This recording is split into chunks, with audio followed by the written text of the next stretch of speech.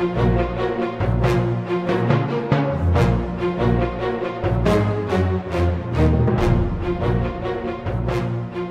are listening to Ratlines, The Hunt for Nazi War Criminals, Episode 1, written and narrated by Mark Felton. This is an audio episode for War Stories with Mark Felton. SS Hauptsturmführer Franz Stangl was a man who was waiting to be exposed. It seemed almost inevitable, as he had the blood of 800,000 Jews on his hands. Between August 1942 and August 1943, Stangl had been the commandant of Treblinka death camp in Poland. Stangl bore command responsibility for the deaths that had occurred whilst he had been running Treblinka. Previously, Stangl had commanded the Sobibor extermination camp, where another 100,000 Jews had perished during his period in command. By the summer of 1945, Stangl, in common with many other Nazis, had taken refuge in the Austrian Alps, among the last area overrun by the advancing Allies. The small, pretty villages were crammed with former SS men, all of whom were hoping against hope that they might avoid arrest as the US Army moved into the vacuum created by the German surrender. Within days, American patrols were sweeping the valleys in their search for high-ranking Nazi war crime suspects.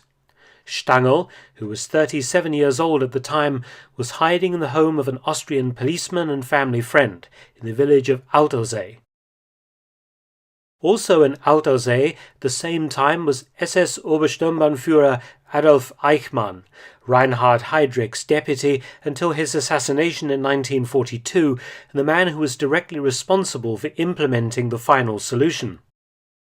Eichmann was the archetypal Nazi bureaucrat, a slight, balding and physically rather unimpressive man, but a man born to follow orders and a fervent National Socialist.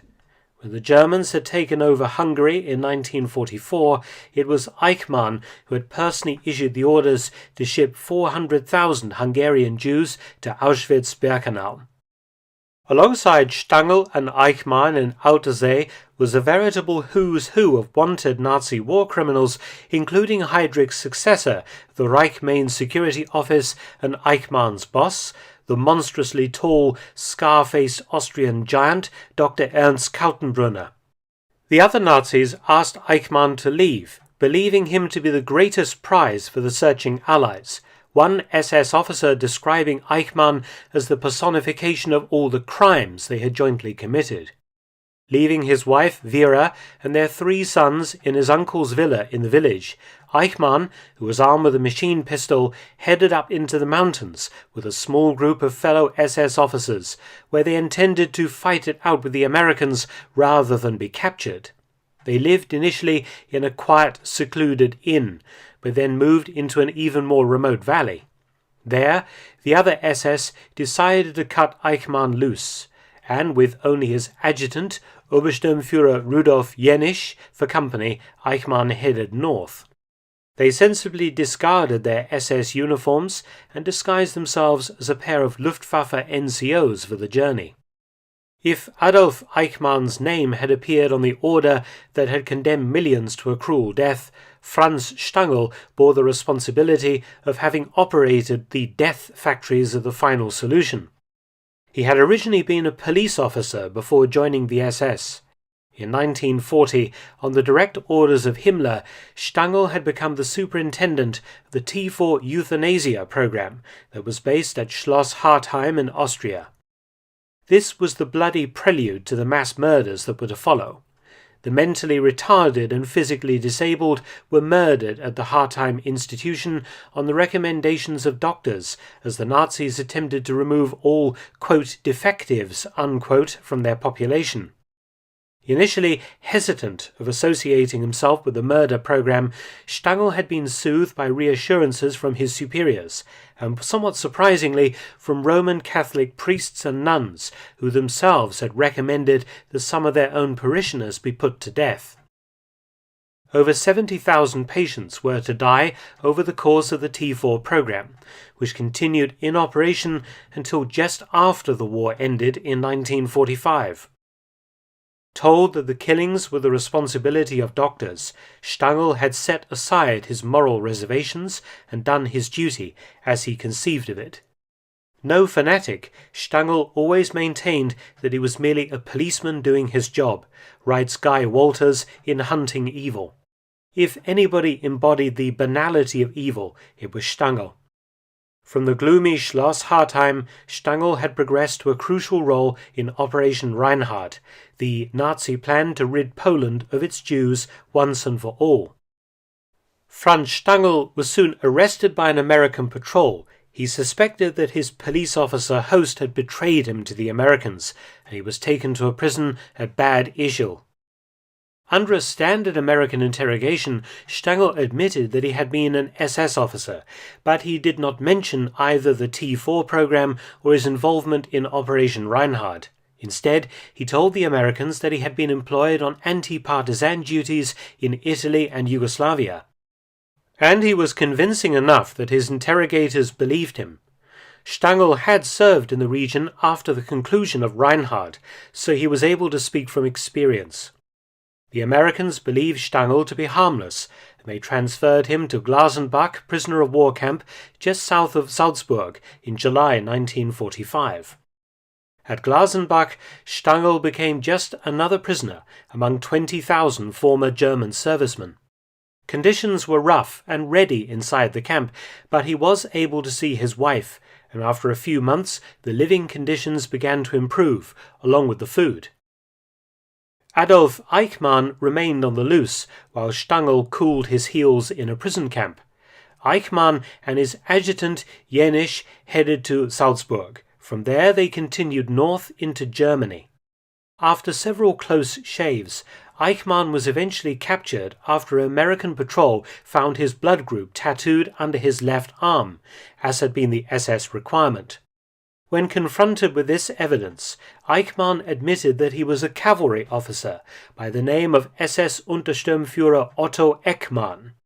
He carefully chose the name Eichmann because of its similarity to his real name, so that if anyone recognized him in a camp and called him by his real name, the Americans probably would not catch on. Eichmann was processed through several prison camps, fearing all the while that he would be exposed. Things began to become uncomfortable for him in January 1946, when barely 30 miles away from his camp, the Nuremberg trials were in full swing. His name was repeated over and over during the cross-questioning of one of his former subordinates, SS Hauptsturmführer Dieter Witzlitzny, who was determined to save his own neck by fully cooperating with the tribunal. Eichmann's role as the administrator of the Holocaust was revealed in full to the court. Eichmann soon discovered what had been said as news spread fast among the POWs, and in fear he revealed his true identity to several SS officers in the camp. Although Eichmann was about as popular as a dose of the plague, the SS officers agreed to help him, and on the 5th of February 1946, Eichmann escaped from the camp carrying forged papers in the name of Otto Henninger. Eichmann immediately headed 200 miles south to the Bavarian town of Prien, where he hid out in the sister's house of an SS sergeant that he had been imprisoned with. At the time, Eichmann was only 5 miles away from another major war criminal, Dr. Josef Mengele, who was working as a farm laborer in the village of Mangolding. The number of US Army patrols in the area soon convinced Eichmann that it was time to move on, and he found work through SS contacts as a forester in the village of Eversen, close to Hamburg in northern Germany. Eichmann would stay out of sight in Eversen for the next 3 years, biding his time until he could flee the country.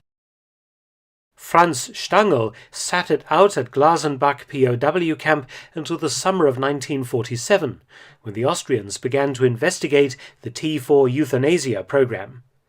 It was only a matter of time before Stangl's name came up, and he was moved to a prison in Linz to await trial.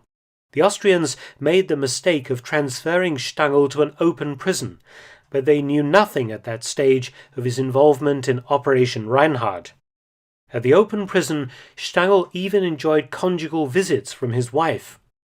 It was his wife, Theresa, who persuaded Stangl to escape from Linz after a driver from Schloss Hartheim was given a 4-year prison sentence for his minor part in the euthanasia program.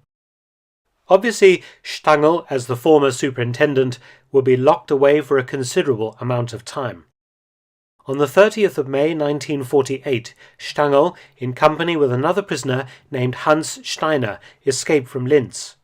Theresa Stangl had given her husband some cash and jewellery, and Stangl had collected together some canned goods for the journey. Their first destination was the city of Graz, 130 miles to the west. The two men walked all of the way to Graz to save money. Another war criminal and former camp commandant who had headed for Graz was Eduard Roschmann, who had been appointed the commandant of the Riga ghetto in Latvia in January 1943. It was a dangerous city for a Nazi fugitive to visit, and the British were laying in wait for Roschmann. Roschmann came from a good family, the son of a brewery manager in the Austrian city of Graz. Born in 1908, Roschmann was too young to serve in the First World War, but his attraction to uniforms and military discipline was served by his joining a section of the Austrian Home Guard in 1927 that was called the Fatherland's Front. After university, where the young Roschmann had trained as a lawyer, he had worked in a brewery, gravitating next to the civil service in 1935. Following the German Anschluss, or takeover of Austria in 1938, Roschmann had joined the Nazi Party, which had been up to that time an illegal organization. The following year, Roschmann had donned the uniform of the SS for the first time. And by the time war was being contemplated against the Soviet Union, Roschmann was working for Reinhard Heydrich's RSHA, the office that oversaw all of the security organs of the Nazi state. Roschmann, the bureaucrat, was serving in the Sicherheitspolizei, or security police, when he was assigned in January 1941 to the Sicherheitsdienst, the dreaded SD. From there, he joined SD Department 4, the Gestapo, and was placed under the command of the security police and SD in occupied Latvia. The Jewish population of Latvia was almost entirely eliminated in one of the worst mass executions in history, and Roschmann played his part in the murders. A large ghetto had been created in Riga by the Germans, and basically a section of the city had been segregated by barbed wire fences and armed guards, and the nation's Jews crammed into the resulting camp. On the 30th of November, and again on the 8th of December 1941, the Nazis had emptied most of the Jews out of the large ghetto and force-marched them out of the city to the nearby forest of Rumbala. There they were shot in large groups, 24,000 men, women and children being put to death. It was, after the Baba Yar massacre on the Eastern Front, the second largest mass shooting conducted by German forces during the Second World War. Only a few thousand Latvian Jews were spared. The SD then created 3 ghettos in Riga. The first was the men's ghetto. The second housed 500 female Jews and was called the women's ghetto. The last was much larger and was filled with German, Austrian and Czech Jews who were shipped to Riga on cattle trains. This area was known as the German ghetto. In March 1942 there was another mass shooting action in which Roschmann was involved, not as a murderer but as an administrator whose job was to select likely victims from the population of the German ghetto. Those selected were merged with a group of Jews from the Jungfernhof concentration camp outside Riga. In a typically cynical Nazi gesture, the condemned were led to believe that they were being taken to a better camp with improved conditions, a mythical place known as Dünemünde. In reality, 3,740 German, Austrian and Czech elderly, sick and children were transported to the forest north of Riga and shot. In January 1943, Roschmann was appointed ghetto commandant. Later he was given the sobriquet the Butcher of Riga by his victims. But he was not a man prone to executing people on the spot for minor offences, as had the previous ghetto commandant Kurt Krause. Roschmann did order the summary executions of several hundred young male Jews in the aftermath of an investigation into a burgeoning resistance plot among the ghetto prisoners, and he was also implicated in several individual murders as well. Later transferred to the Lenta work camp, Roschmann dispatched many prisoners to the Riga Central Prison, where they were murdered, and considerably tightened up the regime at Lenta, which the previous commandant had kept relatively lax, as he had personally profited from the skills of the Jewish artisans and craftsmen that were imprisoned there. In autumn 1943, Roschmann was placed in charge of Kommando Stützpunkt, a work detail of Jewish prisoners that was tasked with the grim business of exhuming the thousands of bodies of the people the Nazis had already shot in the forests around Riga, and then burning them to cover up traces of the crimes that had been committed. Every 2 weeks, the entire Jewish work detail was shot and replaced with fresh prisoners. Roschmann's murderous activities came to an abrupt end in October 1944 when the Red Army broke through on the Eastern Front and rapidly advanced into the Baltic states. The only way out was by sea to Danzig, and the SS quickly shut down the concentration camps and ghettos, in some cases evacuating the prisoners along with themselves. After the German surrender in May 1945, Roschmann headed back to his hometown of Graz, in the British zone of occupation in Austria. As a former German soldier, Roschmann was soon picked up by the British military police. He was arrested and taken to an internment camp for processing as a former German soldier. Roschmann realized that he had to conceal his identity, and he managed to disguise himself as an ordinary member of the German armed forces. The sheer volume of prisoners meant that the British could not intimately examine each inmate, and Roschmann was released from custody without further interrogation. However, in the meantime, Allied war crimes investigators had identified Eduard Roschmann for immediate arrest over his murderous activities in the Riga ghetto, and they placed his wife under surveillance in Graz, hoping that Roschmann would reveal himself. This he duly did in 1947, and he was immediately arrested by the British when he knocked on his front door. This time, sure of his identity, the British sent Roschmann to Dachau, the notorious former concentration camp that was being used by the Allies as a holding centre for accused Nazi war criminals. Unfortunately, as with so many other Nazis discussed in this program, Roschmann was able to escape from custody in 1948 and go on the run. He left Germany and headed south into Italy, as so many other Nazi fugitives were to do, eventually having heard about the rat lines out of Europe that were being operated by several individuals and groups, including the Vatican. Franz Stangl avoided arrest in Graz, managing to sell the jewellery that his wife had given to him. Whilst in Graz, Stangl ran into an old Operation Reinhard colleague from his days at Sobibor, SS Oberscharführer Gustav Wagner, who had been deputy commandant at Sobibor when around 200,000 Jews had been killed. Wagner was penniless, and he begged Stangl to take him with him.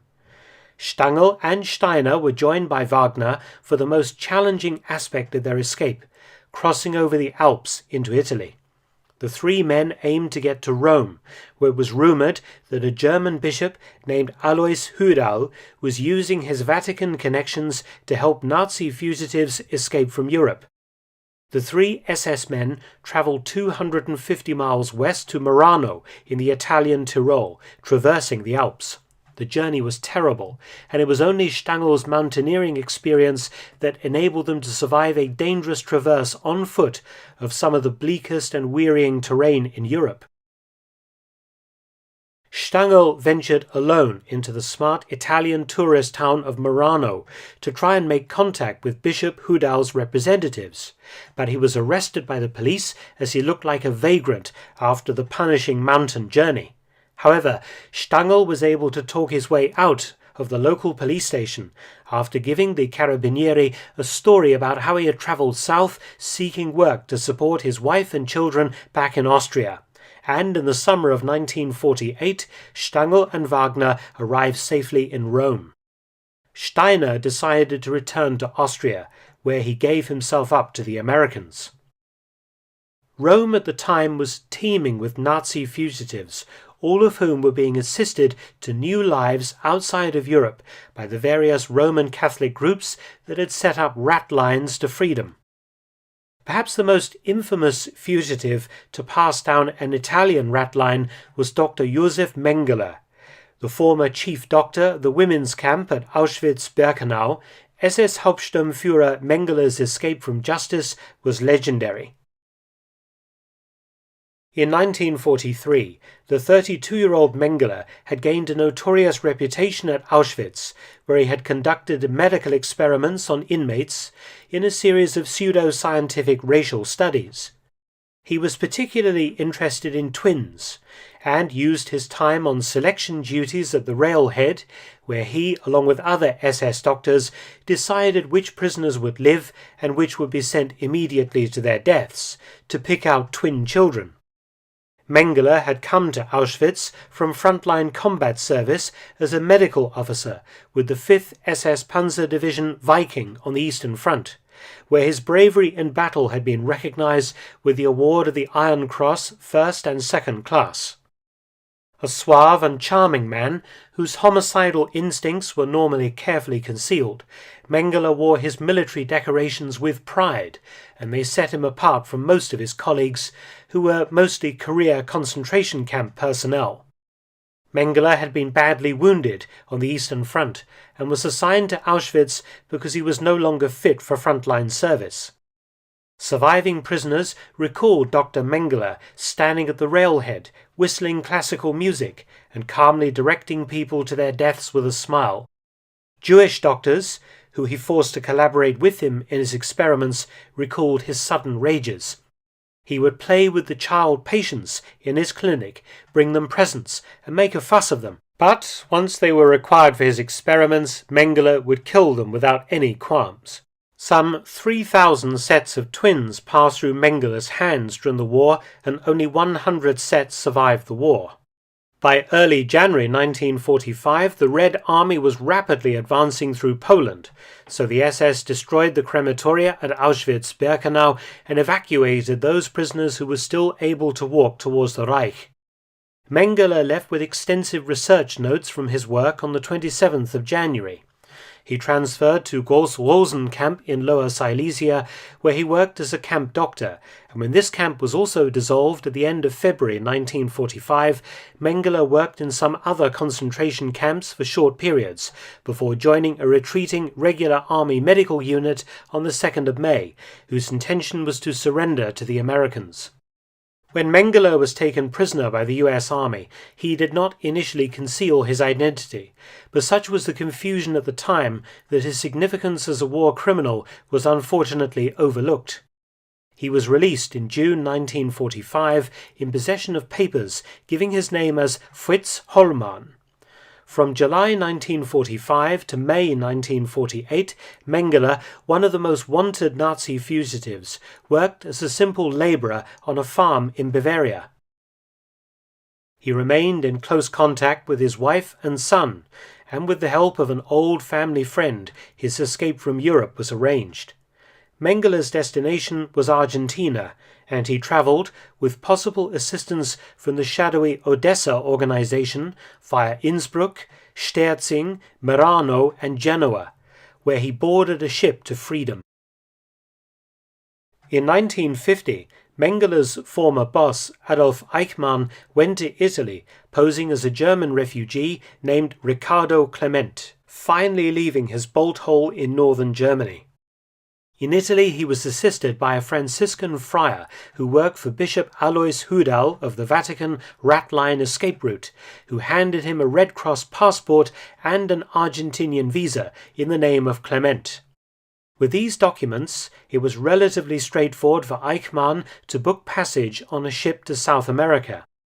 On the 14th of July 1950, Eichmann did just that, and for the next 10 years he effectively disappeared below the radar of Western intelligence services and Nazi hunters, leading an unassuming life with a series of nondescript jobs. The ease with which so many important Nazi war crime suspects fled Europe in the years after the Second World War is astounding. But when the limited extent of Allied investigation teams is considered, particularly those created by the British, it is understandable how fortune favoured evil men. But what is a particularly interesting aspect of the story of the Nazi fugitives' flight from Europe is the generous assistance that was afforded to many of them by several different groups, prominent being among them the Roman Catholic Church. Bishops, priests, monks and nuns all actively assisted some of the worst mass murderers in history to flee from justice, using their Vatican protection and money to organize a well-managed series of escape routes with destinations located all over the developing world. These were the infamous and appropriately named rat lines. Episode 2. Why would anyone want to help mass murderers escape from justice? The fact that so many individuals and organizations did actively assist the escape of truly monstrous criminals after the war indicates that although Nazism was soundly defeated, many people remained fervent supporters of Hitler and his ideology. If they were not Nazi supporters, then they stood to gain from Nazi technological and medical advances, bought at the costs of mountains of corpses. Many saw no moral ambiguity in helping Nazi fugitives to flee from Europe, even when their crimes had been well publicized and they were being actively sought by investigators. The exact number and individuals and organizations that were involved in spiriting Nazi fugitives to freedom remains a difficult question to answer. It is a list that included post-war Nazi veterans organizations, agencies, the United States intelligence community, foreign governments, and perhaps most surprisingly of all, the Vatican in Rome. It was the fact that many of the Nazi fugitives either possessed information valuable to the fight against Soviet communism or skills and experience that were required by various quasi-fascist regimes around the world, and partly for these very practical reasons, thousands of wanted war criminals were assisted to freedom. Appropriately, the journeys that the Nazi fugitives took to freedom were along what were termed rat lines, escape channels that ran from the British and American prisoner of war camps in Germany and Austria down into Italy, and thence to South America or the Middle East. In the chaos and confusion of the Nazi defeat in the summer of 1945, a huge number of high-ranking fugitives simply vanished, and in many cases they stayed vanished. Some of those who safely transited the rat lines just after the war included, as we have seen in the previous episode, SS Hauptsturmführer Dr. Josef Mengele, who was wanted for his inhuman medical experiments on children at Auschwitz-Birkenau, SS Obersturmbannführer Adolf Eichmann, the administrative leader of the Holocaust, Hauptsturmführer Franz Stangl, the former commandant of the Sobibor and Treblinka death camps in Poland, where over 1 million people were murdered. Other important Nazis who went down the rat lines were SS Hauptsturmführer Klaus Barbie, an SD officer whose activities had earned him the sobriquet Butcher of Lyon, SS Standartenführer Walter Rauff, one of Reinhard Heydrich's closest aides and the inventor of the mobile gas vans that presaged the later gas chambers of Auschwitz, and the suave and sophisticated Hauptsturmführer Dr. Aribert Heim, who had earned the moniker Dr. Death for his experiments on prisoners at Mauthausen and Ebensee concentration camps. The involvement of the Vatican in aiding Nazi fugitives to escape from justice has been well documented over the past several decades. Several historians have made claims that the Vatican was pro-Nazi during the Second World War, and that Pope Pius XII maintained a cordial relationship with Hitler and Joachim von Ribbentrop's Foreign Office.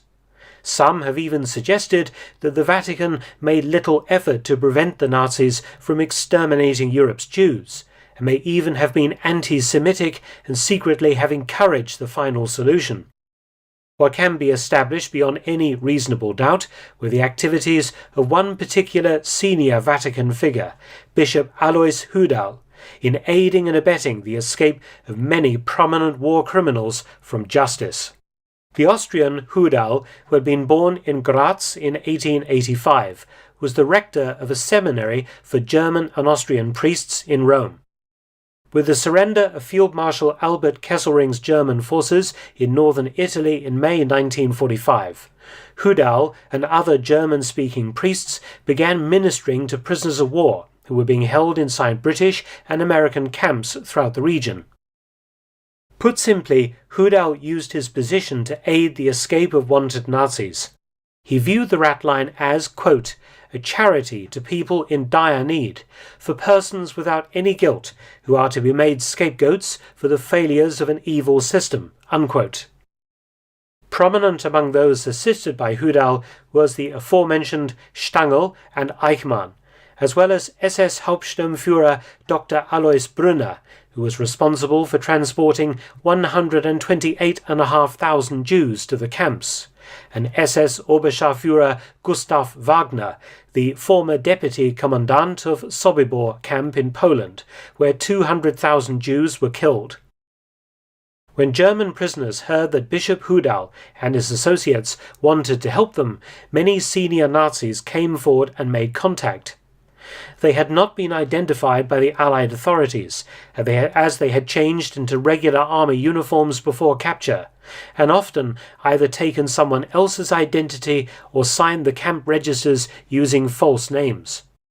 In the confused post-war situation, with millions of Germans taken prisoner, sorting out who was going to take months, and even though Allied war crimes investigators had begun to hunt for the fugitives, most planned to get away from their camps as quickly as possible.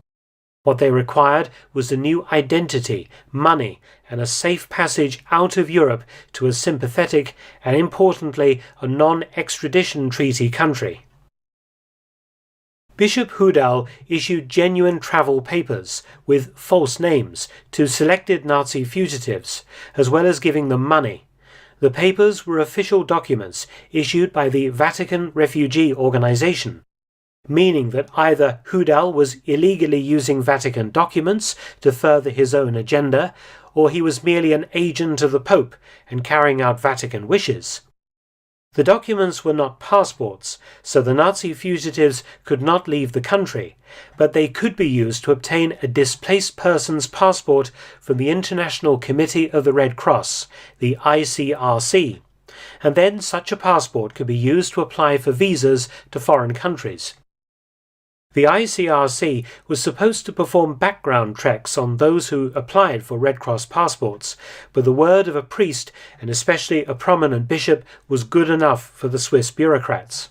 In such a manner were several prominent Nazi fugitives given new identities and travel documents by the Vatican, allowing them to simply disappear from Europe. Other priests were involved in another rat line operation, also based in Italy. A small but influential group of Croatian Catholic priests of the Franciscan order, led by Father Krunoslav Draganovic, established a similar organization to that run by Bishop Hudal. Headquartered in the San Girolamo Seminary College in Rome, a rat line operation ran from Austria all the way to the Italian port of Genoa. The San Girolamo rat line initially aided former Ustashi to escape, Croatian black-shirted fascists who had collaborated with the Nazis in persecuting the Jews. Prominent among the evaders was the wartime Croat dictator Ante Pavelic. The fugitives were assisted by the priests across the border from Austria and then hidden, often in Vatican properties in Italy. Once their travel documents were ready, the fugitives were spirited to Genoa, where passage had been booked for them on board ships leaving for South America. When the British military police wanted to search the San Girolamo monastery based on good intelligence that wanted war criminals were hiding inside, the Vatican simply refused the request. The The British could do nothing, as Vatican City was a neutral nation and was not subject to Allied occupation or controls. Inevitable though it may seem, and even though the British tried to sever the San Girolamo rat line, one of the major reasons for its continued successful operation was covert American assistance. In the summer of 1947, US military intelligence used the San Girolamo rat line to evacuate some of its own people. These were Nazis who had gone to work for the Americans straight after capture, often in return for immunity from prosecution for their wartime crimes. The Soviet Union was demanding that the US hand over hundreds of Nazi war criminals so that they could face justice for the crimes they had committed in Russia, but the Americans were determined to use these men for their own ends as the Cold War began to hot up. Chief among the groups of Nazis who were sent down rat lines by American intelligence was scores of German scientists.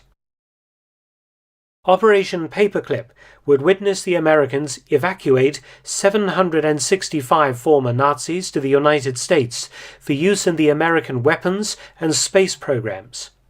The reason why America was able to land a man on the moon in 1969, only 24 years after the defeat of Germany, was simply because of the huge number of Nazi scientists it captured and secretly shipped to the United States.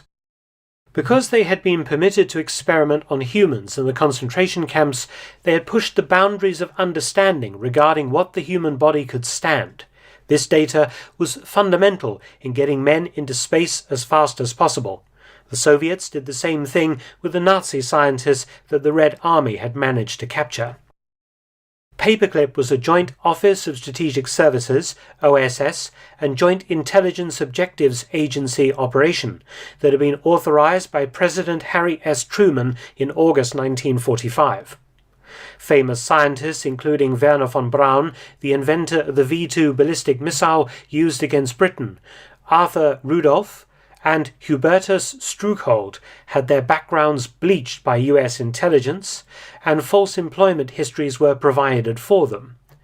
Many of the 765 Nazi scientists taken to America had been involved in human experimentation, and had also employed Jewish slave labor on their wartime projects, but all of this was simply erased from their files.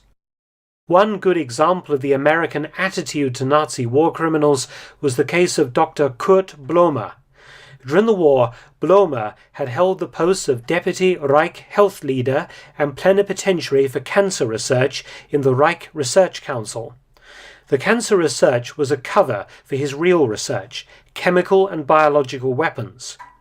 Based at the University of Posen in occupied Poland, Dr. Blomer ran a research institute copied from the infamous Japanese facility at Pingfan in Manchuria, known as Unit 731.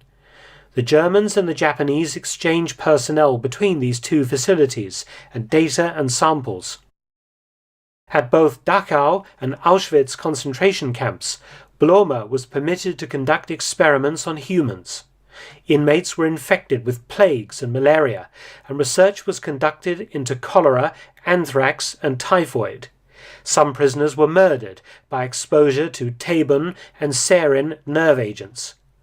Dr. Blomer fled Posen just ahead of the Red Army in March 1945, but before he had time to oversee the destruction of the facility, which was captured intact by the Soviets. It was obvious to the Soviets that the Nazi medical personnel at Posen had been conducting human experiments. Dr. Blomer was placed before a tribunal for his life at the famous doctor's trial in Nuremberg in 1947. Surprisingly, Blomer was acquitted of all charges against him. It has been surmised that Blomer saved his neck from the gallows by agreeing to provide information to the Americans about the experiments that he had conducted on humans, and to advise them on developing their own germ warfare program. In 1951, he was actually formally employed by the Americans at a research facility in West Germany. Once the Americans had gathered all the information they could from Dr. Blomer, he was handed over to the French, who put him on trial for war crimes and sentenced him to 20 years in prison. Blomer died in 1969. Many of the German scientists taken to America never faced trials, and the last paperclip Nazis only died off in the early 21st century, many of them honored by the United States for their scientific achievements. For example, Werner Dahm, a research rocket scientist who had helped build the V-2, was awarded the NASA Exceptional Service Medal in 2003 for his contributions to the American space program. He died in Alabama in 2008, aged 90. Although most of the paperclip personages were scientists like Werner von Braun, some very unpleasant Nazis nevertheless gained the protection of the United States. It was not only the US that wanted to use Nazi technical knowledge and military know-how in the immediate post-war period. Several countries actively recruited Nazi fugitives, and one set up a rat-line network in Europe, once again using the Catholic Church as a front for such operations. Argentina was ruled by the populist dictatorship of Juan Perón, and recent research by historian Yuki Goni has demonstrated that Perón vigorously encouraged Nazi and fascist war criminals to move to Argentina. In January 1946, Argentine Bishop Antonio Caciano, Bishop of Rosario and leader of the Argentinian chapter of Catholic Action, flew to Rome to be anointed cardinal by the Pope. Founded in Italy in 1867, Catholic Action is an organization that tries to encourage a Catholic influence on society. Whilst in Rome, Cardinal Caciano met with French Cardinal Eugène Tisserand, who had passed to him a message from Perón asking for French fascists to move to Argentina. Shortly after Caciano's visit to the Vatican, a number of French war criminals who had been members of the Vichy collaborationist government arrived in Argentina. They had been issued passports by the ICRC office in Rome, duly stamped with Argentinian tourist visas. The first war criminal to arrive was Eugène Duretin, who was later sentenced to 20 years hard labour in absentia by a French court. Proving a direct link between the Pope and Hudal's rat line has proved elusive. Monsignor Karl Bayer, a senior Vatican cleric who admitted to the author Gita Sereni in the 1970s that he had cooperated with the rat line, stated that Pope Pius XII actively supported the efforts to save wanted Nazis. The Pope did provide money for this, in driblets sometimes, but it did come, stated Bayer. The Germans had long established intelligence networks in South America. SS Hauptsturmführer Siegfried Becker was Himmler's most successful agent in the region, a man with 31 aliases and codenames. Friendly contacts were maintained with certain governments in the region, including that in Buenos Aires, Argentina. In February 1946, President Perón appointed an anthropologist, Santiago Peralta, as immigration commissioner, and former German Foreign Office agent Rodolfo Freude as his intelligence chief. These two men set up a rescue team of Secret Service agents and immigration advisors, many of them wanted war criminals themselves, to move Nazi fugitives to Argentina so that they might benefit the nation. Further evidence of the extent of Nazi influence in Peronist Argentina include SS Hauptsturmführer Carlos Fuldner, an Argentinian of German descent, who organized escapes from offices in Madrid, Genoa, Rome, and Bern. Freude coordinated the network of intelligence and immigration officials from his office inside the Casa Rosada, the Argentinian presidential palace. It was a very well-organized people smuggling network that was officially sanctioned by the Argentine government and which the Vatican tolerated, if not directly supported with cash. Yuki Goni is the first historian to successfully prove a link between fleeing Nazi rat lines and the Argentine government. The example of SS Hauptsturmführer Walter Kutschmann, who had been responsible for the murder of thousands when he was Gestapo chief in a Polish city, and was a close friend and travelling companion of the fashion designer Coco Chanel, demonstrated Goni's theory.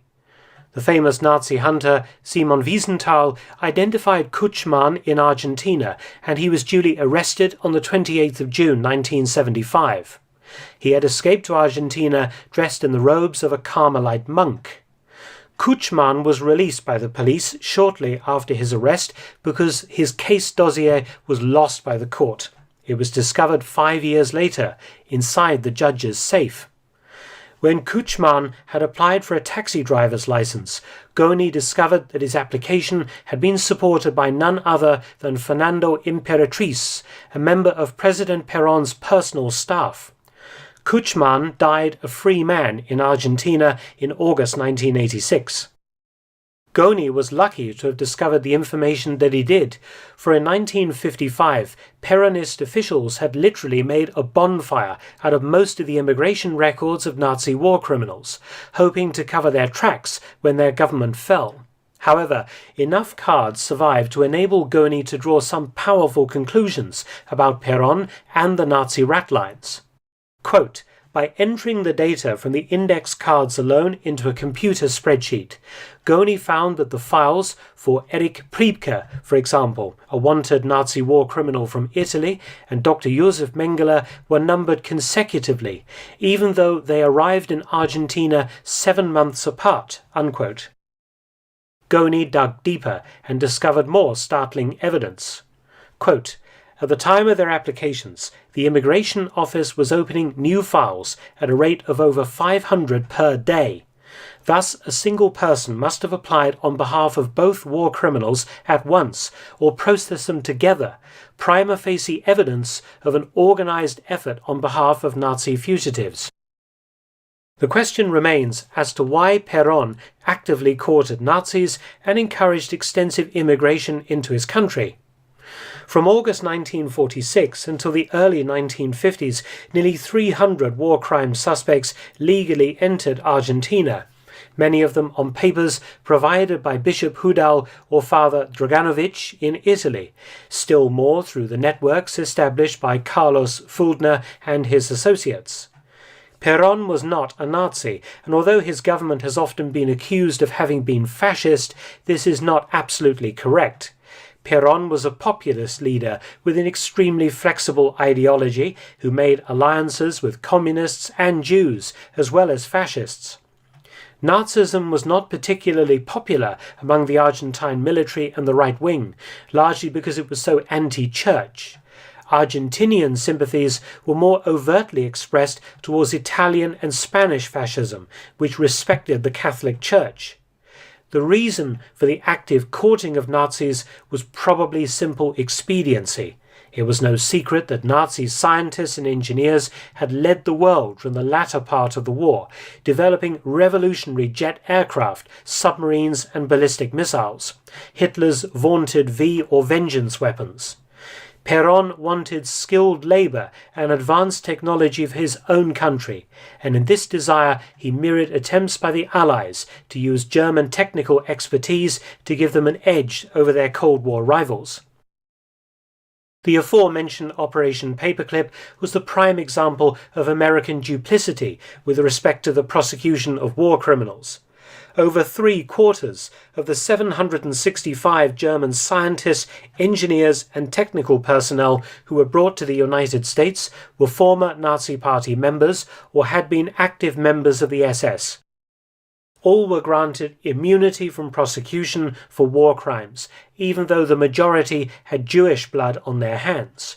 The Americans simply granted blanket immunity from prosecution to the teams of Japanese military doctors and scientists from the infamous Unit 731 facility in Manchuria as well, and had developed deadly plagues and chemical and biological weapons, and in the process murdered tens of thousands of Chinese, Russian and Allied prisoners of war and civilians.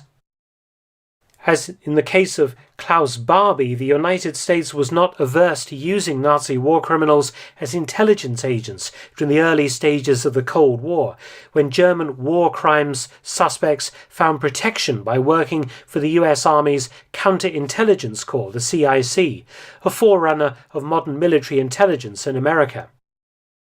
One notorious operative was former SS officer Baron Otto von Boschwing, who had been a senior aide to Adolf Eichmann. Perón had a plan to allow the immigration to Argentina of 4 million Europeans at a rate of 30,000 per month during the immediate post-war period. Although this never happened, the Nazis that did come enabled Perón to produce his own jet fighter in 1947, a remarkable achievement for a South American nation then and now. Still other organizations were at work in Europe after the fall of Nazi Germany, moving fugitives to safe countries and into new lives. One of the most nefarious and mysterious groups that has been identified was the Organization of Former Members of the SS, more popularly known by its initials, Odessa. Immortalized in Frederick Forsyth's novel of the same name, which has Odessa planning the creation of a Fourth Reich, fierce controversy has raged within the historical and journalistic communities for decades as to whether Odessa actually ever existed, and if it did, the exact extent of its organization and power.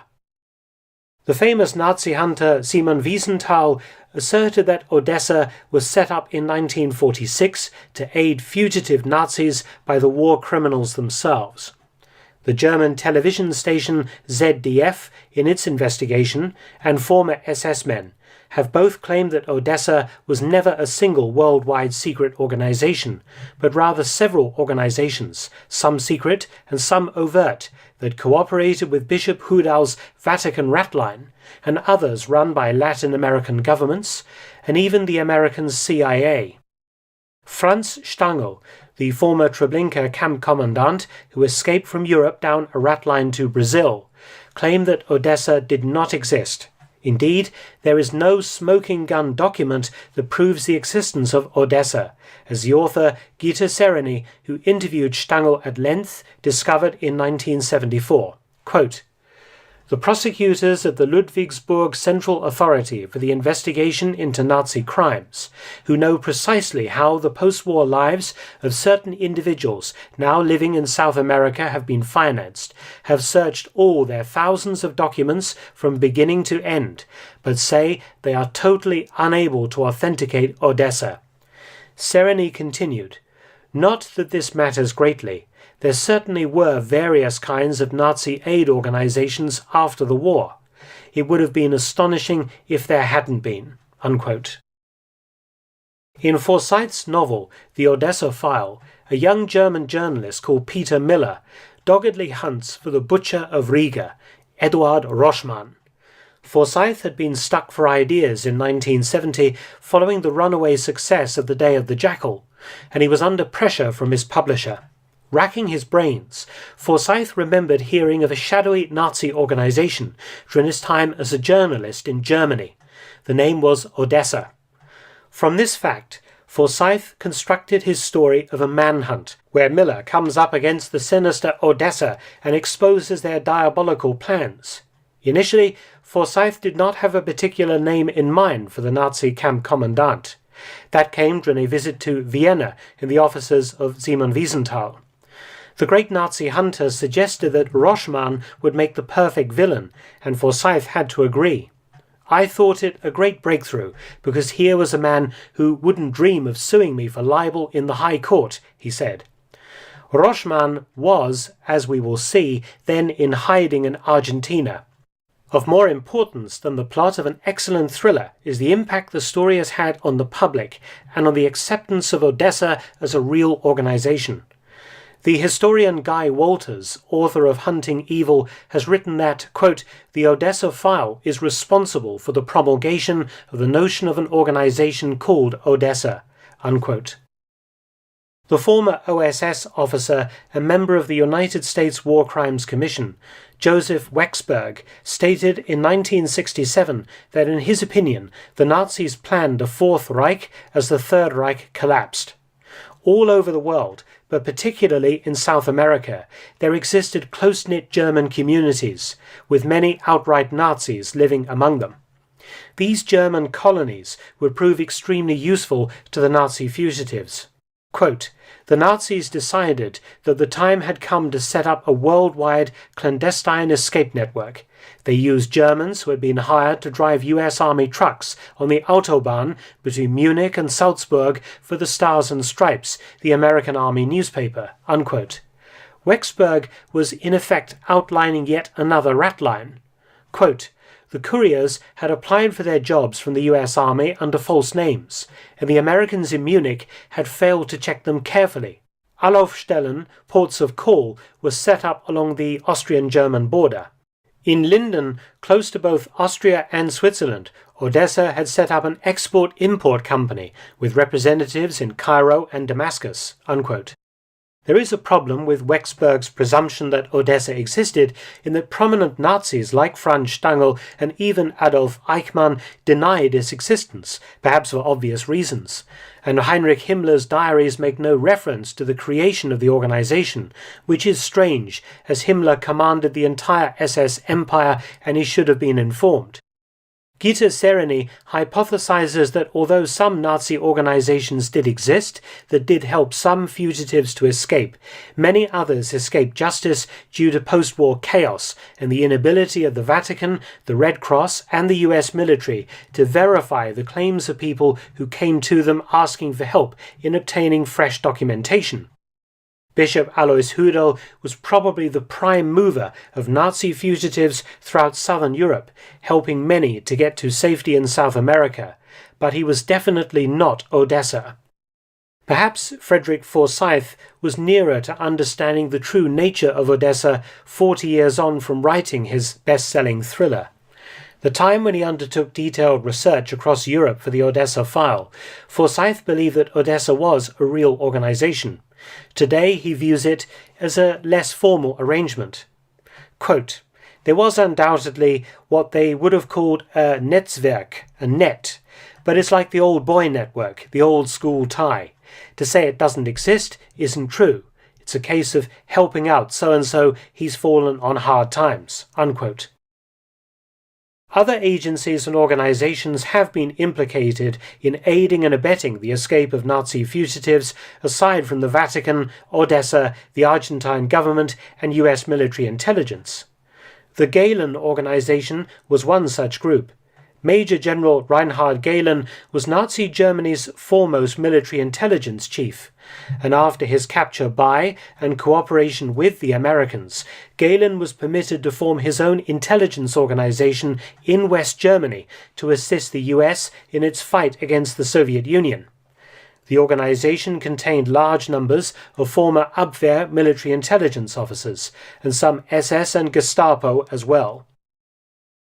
Wiesenthal claimed that the Gehlen organization worked in cooperation with both the CIA and Odessa, helping many former Nazis to evade justice. This is probably not true, and more an invention of Wiesenthal, who was an outrageous self-promoter. The Gehlen organization definitely formed the nucleus of the modern German intelligence organization, the BND, and Gehlen actually directed it from its creation in 1956 until his retirement in 1968. Wiesenthal also identified several other shadowy organizations that he believed were Odessa, such as Spinner, Spider, and Sechsgestirn, Constellation of Six. On the 9th of July 1979, a car bomb aimed at killing French Nazi hunters Serge and Bete Klarsfeld in Paris came with a note purporting to be from Odessa, though this remains speculative. Other organizations have existed in post-war Germany that some have postulated were or are fronts for Odessa, or are in some way connected with the shadowy organization. Die Stille Hilfe für Kriegsgefangene und Internierte, Silent Assistance for Prisoners of War and Interned Persons, is one such candidate organization. It is still known as Stille Hilfe or Silent Help and came officially into existence in Munich in 1951, though it probably had existed covertly since at least 1946. Created by Helene Elisabeth, Princess von Isenberg, it is known that Nazi fugitives Dr. Mengele, SS-Standartenführer Walter Rauff, Johann von Leers, and Adolf Eichmann used silent help to escape to South America. It appears that the organization had links with Bishop Hudal and the Vatican rat line, as well possibly with the Odessa. It is a non-profit organization that is still in existence today, and Princess von Isenberg was chosen as its first president because of her good contacts in German aristocratic and conservative upper-middle-class circles and with the Roman Catholic Church. The founding members were SS-Standartenführer William Spengler, the head of the department in the Reichsmain Security Office, and SS-Obersturmbannführer Heinrich Malz, who had been a personal advisor to Himmler's deputy and chief of the RSHA, Dr. Ernst Kaltenbrunner. In the 1990s, Silent Help was still pulling in annual donations that ranged between 60 to 80,000 euros, and its present 40 or so members have been led since 1992 by Horst Janssen. One of the more prominent modern members of Silent Help until recently was Gudrun Burwitz, Heinrich Himmler's daughter. She was an outspoken supporter of neo-Nazi politics until her death last year.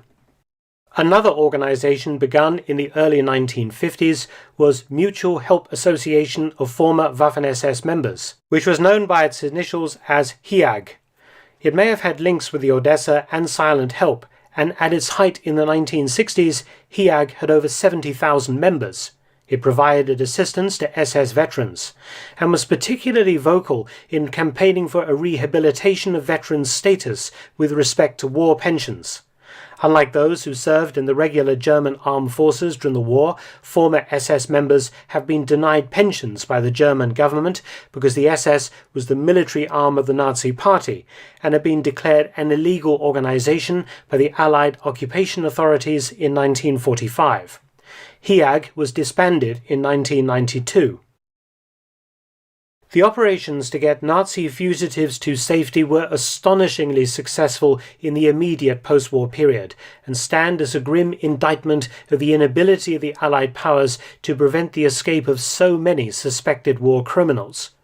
According to historian Paul Manning, in total, down all of the rat lines that operated in post-war Europe, about 10,000 former German military personnel successfully found sanctuary in South America. Several thousand more went to the Middle East, while many former SS men joined the French Foreign Legion, where few questions were asked of their war records and backgrounds. Many were killed fighting in French Indochina during the 1950s, during the bloody prelude to the Vietnam War, as France desperately tried to restore its colonial authority over a rebellious and well-organized local population that was equally determined to establish independent communist republics. Some of the Nazi fugitives remained at large for decades. Some were identified by Nazi hunters, but because no extradition treaties normally existed between Germany and the nations where the fugitives resided, they could not be returned home for trial.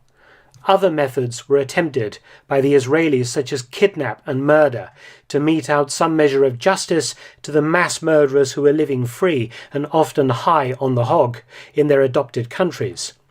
Some fugitives died as free men, while even today a tiny handful remain alive and will probably never answer for their crimes before the courts. The eventual fates of several high-ranking Nazi fugitives who have subsequently died will be revealed in the next episode, as well as the fascinating stories of those who were recaptured and sent to Europe or Israel for trial. Episode 3 is an audio-only episode for War Stories with Mark Felton. Once safely ensconced in South America, most of the wanted Nazi war criminals sought to keep as low a profile as possible. Although they were relatively secure among the dictatorships, most continued to use false names and papers, and sometimes to change addresses or even nations every few years in an attempt to throw off any would-be pursuers. But for many of them, getting to South America involved a rather circuitous journey, usually via the Middle East, a journey that often lasted many years. Franz Stangl had arrived in Damascus, capital of the French Protectorate of Syria, in September 1948. Bishop Alois Hudal had already lined up a job for Stangl, working in a textile mill. Former Sobibor Deputy Commandant Gustav Wagner also arrived in Damascus at the same time as Stangl, and quickly settled into a quiet life. Stangl was determined that his wife Theresa and their 3 daughters would be reunited with him as soon as possible, and he worked hard and carefully saved money for their passage out of Austria via Italy. In May 1949, the Stangl family was reunited in Damascus. Theresa's exit from Italy had been problem-free and very easy, even though it was known that she was the wife of a major war crime suspect. The Stangl family settled down to a period of great happiness and well-being. Franz was free from the fear of capture and punishment for the time being. The family lived relatively well for a short period, and the Stangl's marriage improved markedly. But then, quite suddenly, Stangl lost his job when the owner of the textile mill he was working for died. For some time, Stangl found it very difficult to find suitable work, and instead, Theresa took up the financial burden of the family and worked as a masseuse. The family lived in a boarding house that was full of Germans who were living in Syria under assumed names, indicating that they were, in all probability, also Nazi fugitives. Stangl was never sure, as everyone was careful not to speak to each other very often and to always use assumed names when they did. In December 1949, things changed for the better when Stangl found a job as an engineer with the Imperial Knitting Company. The family was able to move into a large and comfortable flat in the old part of Damascus. But the unwanted attentions of a neighbor towards Stangl's 14-year-old daughter convinced him that it was time to move on from Syria. He decided to go to South America, and Theresa was dispatched to visit the various South American consulates to discover which nation would accept Stangl and his family. Brazil was the most welcoming, and Stangl, identifying himself as an engineer, applied to emigrate. His application was accepted, and the Stangls sailed for Santos in Brazil via Genoa in Italy under their real names. Stangl had to pay for the relocation out of his personal savings, and it meant that when the Stangls arrived in Brazil, they were once again almost broke.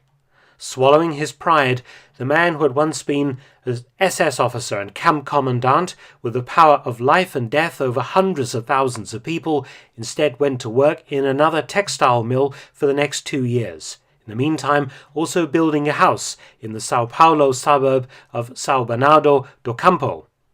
In the meantime, many other Nazi war criminals were already living in South America. Argentina in particular was rapidly filling up with wanted fugitives, as was President Juan Perón's desire, many of them assisted by Bishop Hudal and his Vatican ratline. One of the most notorious fugitives, who was definitely aided by Hudal to escape, was a Prussian aristocrat and the son of a general, Ludolf von Alvensleben. He had commanded the West Prussian Selbstschutz, or self-defense paramilitary forces during the German invasion of Poland in 1939. The Selbstschutz operated in cooperation with Einsatzgruppen shooting units, and they were tasked with exterminating a large number of Poles who were considered to be a threat to Nazi overlordship, including Jews, the nobility, teachers and professors, communists, military officers, and so on. Von Alvensleben's units killed at least 4,247 people before the Polish campaign was over, and the methods used were deliberately cruel and sadistic.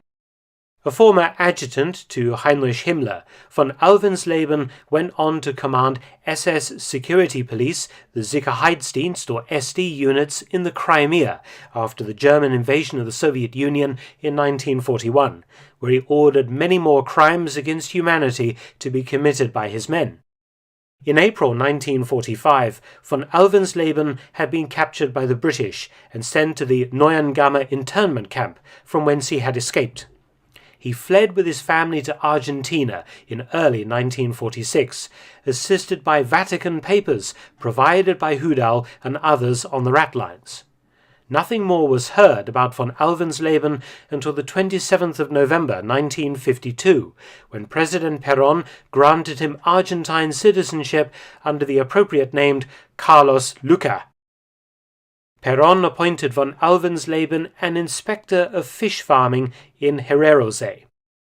Von Alvensleben lived in Buenos Aires until July 1956, when he moved to the town of Santa Rosa de Calamuchita, where he was fondly remembered by many of the older locals even today. In January 1964, a court in Munich issued an arrest warrant for von Alvensleben for the murders of the people I already spoke about while in command of the Selbstschützen in Poland. The Argentinians, having no extradition treaty in place with West Germany and having no wish to turn von Alvensleben over to face trial, simply ignored all representations that were made to them from West German diplomats. Von Alvensleben died on his birthday in 1970, a free man in Argentina. In February or October 1948, Eduard Roschmann, former commandant of the Riga ghetto in Latvia, emerged at the other end of a rat line in the Argentine capital, Buenos Aires. There he found work in an import-export company and kept a low profile. He bigamously married again in 1955, though the marriage was annulled less than 3 years later. Then, in 1968, Roschmann achieved what should have been security for life, Argentinian citizenship, under the false name of Federico Wagner. Already efforts were underway to identify and capture Roschmann. In 1959, a warrant had been issued in West Germany for his arrest for the crime of bigamy. A year later, the Austrians finally got their act together and issued an arrest warrant for Roschmann, citing him for the murders of at least 3,000 Jews between 1938 and 1945, for having been an overseer of forced labourers at Auschwitz concentration camp after his flight from Latvia, and for the murder of at least 800 children below the age of 10. Unfortunately, Austria was notorious for its inability to actually take such a prosecution anywhere, and that was left to the West Germans. In 1963, the Hamburg District Court issued an arrest warrant for Roschmann for a variety of war crimes. The problem was that Roschmann was safely ensconced in Argentina, a country which, at the time, was not disposed to cooperating with hunts for Nazi war criminals. It took until October 1976 before the West German embassy in Buenos Aires made a formal extradition request to the Argentine Foreign Ministry. Thinking that it was a rather futile gesture considering that Argentina did not have in place an extradition treaty with West Germany, the Germans nonetheless repeated the request in May 1977. To the great surprise of not only the West Germans, but also the Argentine Foreign Ministry, the Office of the President announced that Argentina would consider the Roschmann extradition request. It has been suggested that at the time Argentina was facing a fair amount of criticism concerning its internal human rights record, and many elements of the government were perceived as anti-Semitic. Handing over the butcher of Riga would have gone some way to restoring the Argentine government's reputation. But they made the mistake of not placing Roschmann under arrest and duly tipped off about his likely fate. Should he have chosen to remain in Argentina, Roschmann fled across the border into Paraguay. In the capital, Asunción, on the 8th of August 1977, Eduard Roschmann apparently died. The body remained unclaimed for some time, and there was great speculation, including from the famed Nazi hunter Simon Wiesenthal, over whether Roschmann was in fact really deceased.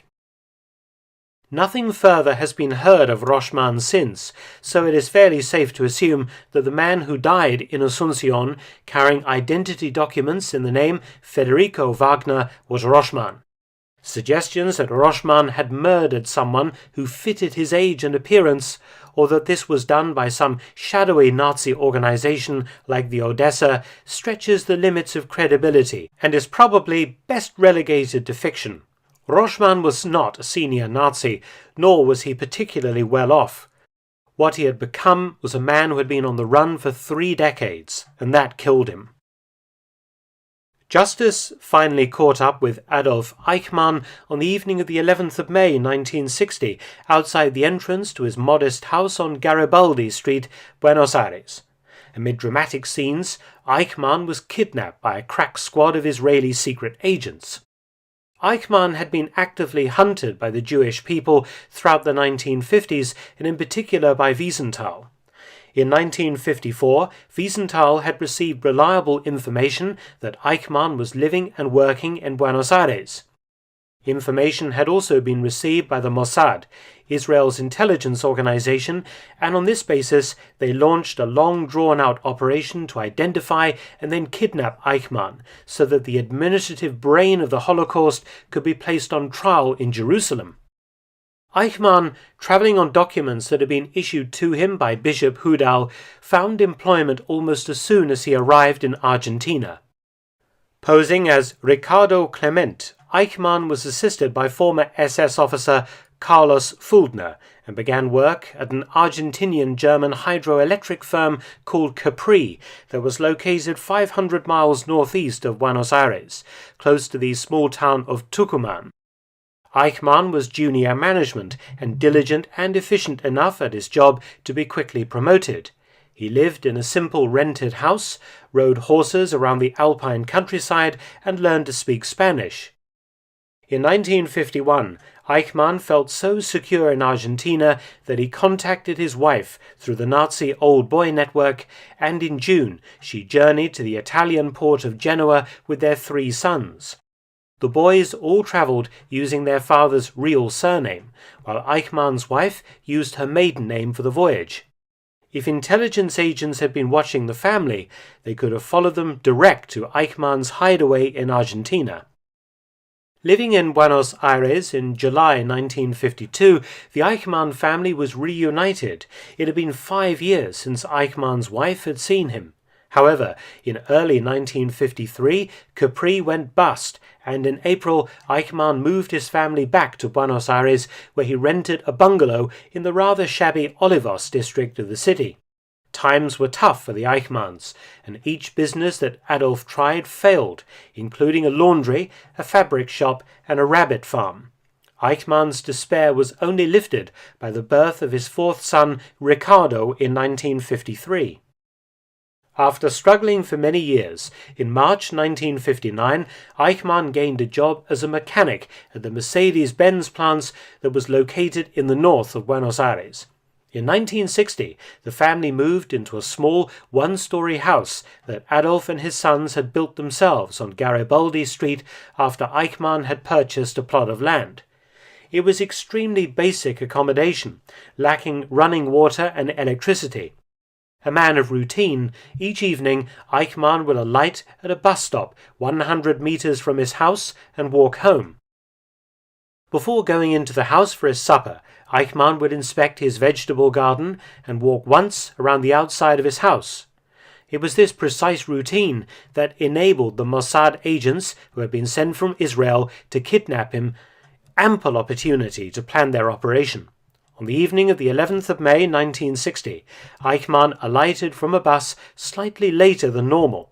As he walked towards his front gate, he noticed an American car was parked about 20 meters from his house. The bonnet was up, and several men were tinkering with the engine. As he drew level with the car, one of the men turned and asked him something in Spanish. As Eichmann paused to reply, the man grabbed his arms, and the 2 men fell writhing into a nearby ditch. The other Mossad agents quickly hauled the terrified Eichmann into the back of the car and sped away. Within seconds, Eichmann realized that his kidnappers were Jews. Smuggled out of Argentina aboard a specially chartered El Al flight, Eichmann stood trial in Jerusalem for his crimes. On the 1st of June 1962, the 56-year-old Eichmann was hanged, his body cremated and his ashes scattered over the sea to make sure that there would never be any memorial to the man who had killed millions of Jews with a signature. The former Treblinka commandant Franz Stangl was an Austrian, so it was the responsibility of the Austrian authorities to have hunted him down and brought him to justice. But Vienna did absolutely nothing until 1961, when an arrest warrant was finally issued. By this time, the crimes that Stangl had committed at the Sobibor and Treblinka camps were very well known, so it is difficult to understand why the Austrians had not issued a warrant many years earlier. Unlike most of the other Nazi fugitives, Stangl had made absolutely no attempt to hide his real identity since he had arrived in Brazil from Syria.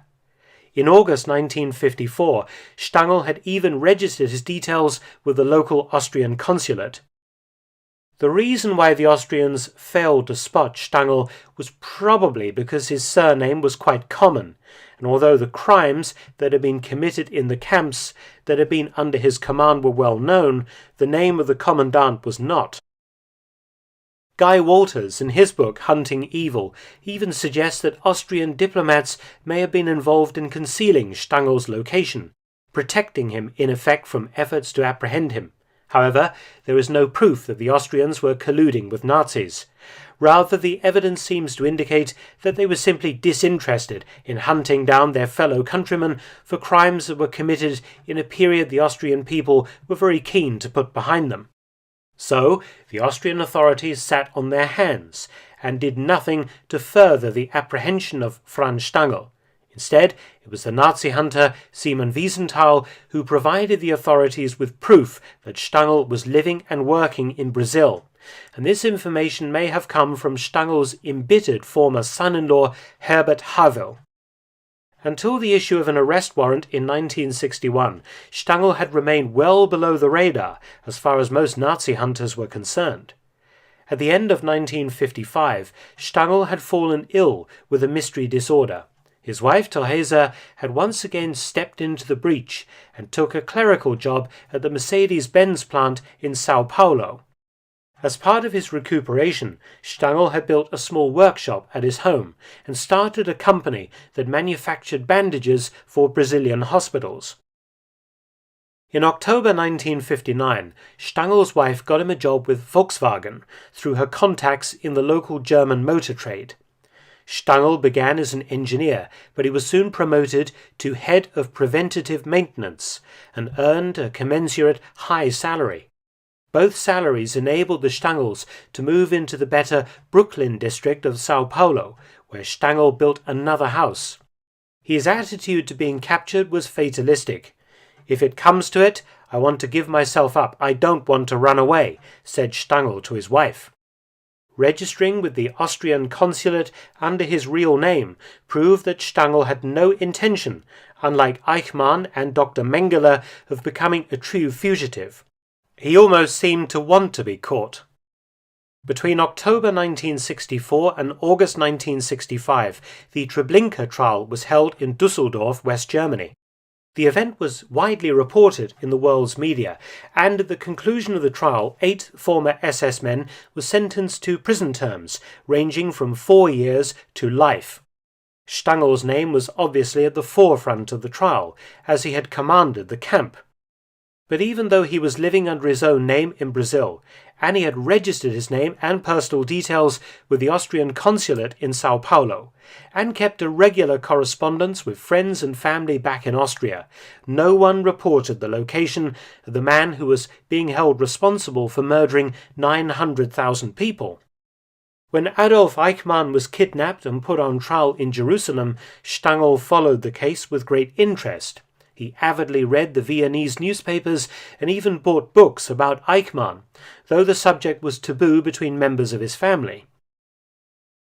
Fellow murderer Dr. Josef Mengele, when he read about the Eichmann trial, immediately feared for his safety and began plans to flee to another non-extradition country. Franz Stangl did not flee. Instead, he just continued going to work at Volkswagen like the good and efficient worker that he had always been. One man who was on Stangl's trail was Wiesenthal. He claimed later that his first tip-off about Stangl's location had come from a cousin of Stangl's wife, Theresa, who, Wiesenthal claimed, visited him at his office in Vienna.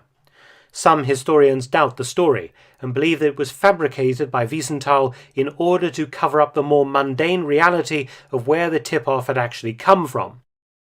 The story goes that this relative of Stangl had accidentally said too much and told Wiesenthal that Stangl was alive and well and working as a mechanic in the Volkswagen factory in Sao Paulo. Wiesenthal also claimed that another former Nazi came to see him seeking money in exchange for information. After negotiations, the seedy former Gestapo man told Wiesenthal that Stangl was living in Sao Paulo. In all probability, the person who really tipped Wiesenthal off about Stangl's location was Stangl's former son-in-law, Herbert Havel, who had already threatened Stangl with exposure in the early 1960s after an unhappy breakup with one of Stangl's daughters. With Wiesenthal popularizing the case against Stangl, the West German government asked the Brazilians to extradite Stangl to stand trial, and the Brazilians fully cooperated. Stangl was arrested by federal police on the 28th of February 1967, ignominiously dragged from his car outside his house after returning from a bar with one of his daughters. On the 22nd of June, he was extradited to West Germany to stand trial for the murders of 900,000 men, women and children. During the course of the trial, Stangl admitted his role in the killings, but he mounted what has come to be known as the Nuremberg defense, after so many Nazis had claimed that they had simply been following orders during their trial before the International Military Tribunal. "My conscience is clear," stated Stangl from the dock in 1970. "I was simply doing my duty."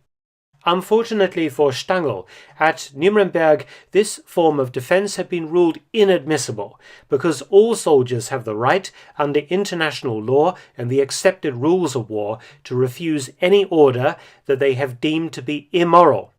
There can be no more immoral order than that issued by Himmler for the killing of 1 million civilians, orders that Stangl had enthusiastically followed without question. Unsurprisingly, Stangl was found guilty on the 22nd of October 1970, and he was sentenced to life imprisonment. If he had been tried just after the war, he would have been hanged at the time. On the 28th of June 1971, Stangl died of heart failure at the age of 63, whilst he was serving his sentence inside Düsseldorf prison. Just a few hours before he suddenly died, Stangl had granted the author Gitta Sereny one final interview. Sereny felt it was the closest Stangl ever came to taking responsibility for the terrible crimes that he had perpetrated. "In reality, I share the guilt," said Stangl, "because my guilt only now in these talks, now that I have talked about it all for the first time."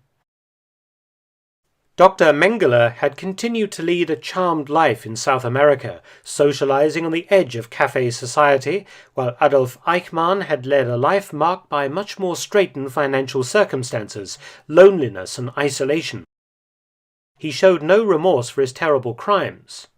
Mengele's letters and notes confirmed that his cultural and political consciousness remained stuck in 1945 and that he was never able to recognize anything reprehensible about the atrocities he committed in his human laboratories at Auschwitz. He believed that he was simply killing people who were already sentenced to death. In Buenos Aires, Mengele had initially worked in construction soon after his arrival from Italy, and then he had used family money and bought into a pharmaceutical company, taking a 50% share in Fadro Farm. He had divorced his first wife and married again to Marta Mengele, the widow of his younger brother. The wedding had taken place in Uruguay, and then Marta and her 14-year-old son Dieter had moved in with Josef. Whilst in Argentina, he maintained contact with other high-profile Nazis, including Hans-Ulrich Rudel, one of the Luftwaffe's highest-scoring aces, who had been awarded the Knight's Cross with oak leaves, swords and diamonds, Germany's very highest gallantry decoration. Mengele set up a clinic where he had practiced, among other things, illegal abortions, and he was even briefly arrested by the police after one of his patients had died. When Adolf Eichmann was kidnapped from outside of his house in Buenos Aires by Israeli agents in 1960, Mengele feared that he would also be targeted. He was right to be afraid, for the Mossad had actually identified him, and they had decided not to snatch him then and there, as they still had Eichmann in a safe house in the city, and they could not safely smuggle two well-known Nazi war criminals out of the country at the same time without being discovered by the authorities. A Mossad agent had even physically seen Mengele on the street, which was how close the Israelis came to apprehending him. Mengele responded to the very real threat by immediately leaving the country and moving to Brazil, and then on to Paraguay, where he obtained a Paraguayan passport in the name of José Mengele. He lived in the German colony of Hohenau. The Paraguayan dictator, General Alfredo Stroessner, was of German descent, and he actively recruited Nazis to assist his government. After a while, Mengele moved back to Brazil and became a farm manager outside Sao Paulo in the small town of Nova Europa. He lived on a farm owned by the Stammers, Hungarian immigrants who did not know Mengele's true identity, but of course guessed that he was probably a Nazi fugitive. In 1974, Mengele's relationship with the Stammers came to an end. His increasing paranoia about being kidnapped by the Israelis made him a difficult and argumentative employee. Hans-Ulrich Rudel, who was an integral part of the Nazi Old Boy network in South America, suggested to Mengele that he might like to move to Bolivia and live near Klaus Barbie, the wartime SD leader in France and butcher of Lyon, who was also a former American Counterintelligence Corps intelligence asset. Mengele declined, and instead he moved into a modest bungalow in a Sao Paulo suburb. In 1977, his son Rolf, from his first marriage, secretly visited him in Brazil, but he was stunned to discover that his father was very much an unreconstructed Nazi, who was keen to justify his experiments on children at Auschwitz. Mengele died aged 67 while swimming in the sea off Bertioga, Brazil on the 7th of February 1979, either from drowning or after suffering a stroke. He was buried under the name Wolfgang Gerhard, an alias that Mengele had been using since 1976. In 1985, West German police, who had issued an arrest warrant for Mengele decades before, raided the house of a Mengele family friend in the doctor's hometown of Günzburg. There they discovered large amounts of documentation pertaining to the 3+ decades that Mengele had spent on the run, including details of his burial in Brazil. On the 6th of June 1985, the Brazilian authorities permitted Mengele's supposed grave to be opened and the human remains inside to be exhumed and sent for tests. Forensic examinations concluded that the remains were most probably those of Josef Mengele.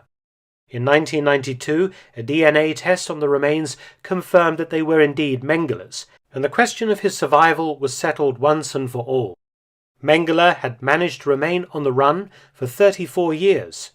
In a gruesome twist to the story, Mengele's skeleton remains in storage today, the Sao Paulo Institute for Forensic Medicine, because the Mengele family have refused to take the bones from the Brazilian authorities.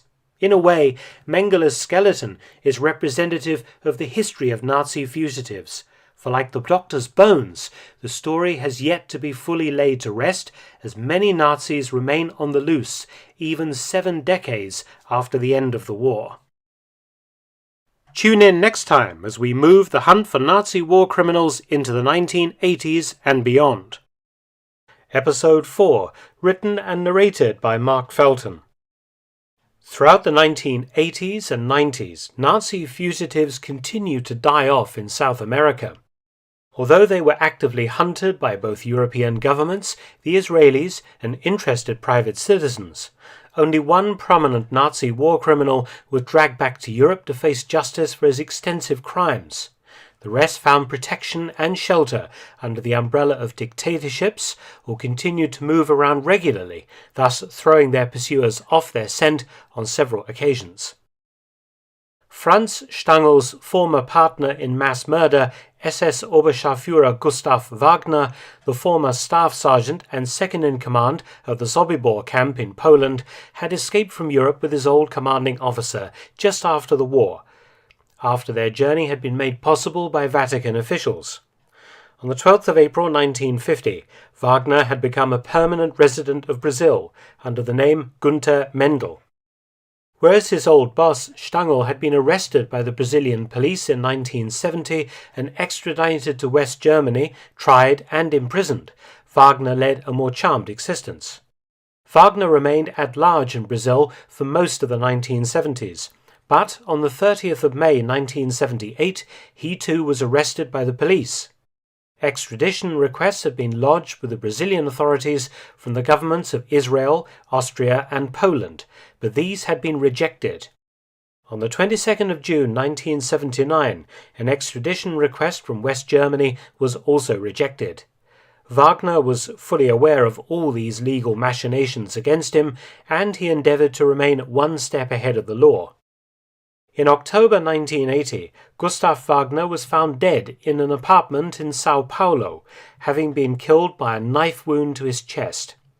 His lawyer claimed that Wagner had committed suicide, though murder has not been discounted in this case. After all, it appeared to many of the interested parties that Wagner could count on Brazilian judicial indifference to protect him from extradition. And it would not have been the first occasion when Nazi fugitives had been murdered. The Israelis had done so on at least one occasion, when they had ordered the Mossad to carry out the murder of Herbert Kukurs, a Latvian national hero and member of the Einsatzgruppen, who had personally slaughtered women and young children during operations by the dreaded Arash Commando in 1941. Kukurs was killed by Israeli agents in Uruguay in 1965. Another prominent Nazi fugitive who successfully avoided capture after escaping down a rat line was SS Standartenführer Walter Rauff. During the 1970s and 80s, Rauff was considered the most senior Nazi war criminal that remained at liberty. An SS colonel, his Nazi career had involved him in some of the worst crimes of the Second World War. Rauff had been an aide to Himmler's deputy, Reinhard Heydrich, from 1938 until the latter's assassination in 1942, firstly as an officer, the Sicherheitsdienst, the SD, the much-feared SS security police. In this capacity, Rauff had commanded the SD in occupied Norway in 1940. From 1941 to 42, Rauff had become an integral part of the planning for the final solution, developing gas vans that were used to murder hundreds of thousands of Jews in the Soviet Union. In 1972, Rauff was questioned by a journalist about his involvement in the creation of the gas vans, and whether he had had any doubts about their introduction to replace the mass shootings that were being conducted by the Einsatzkommando units. "I cannot say," said Rauff in Santiago de Chile. "The main issue for me at the time was that the shootings were a considerable burden for the men who were in charge thereof, and that this burden was taken off them through the use of gas vans."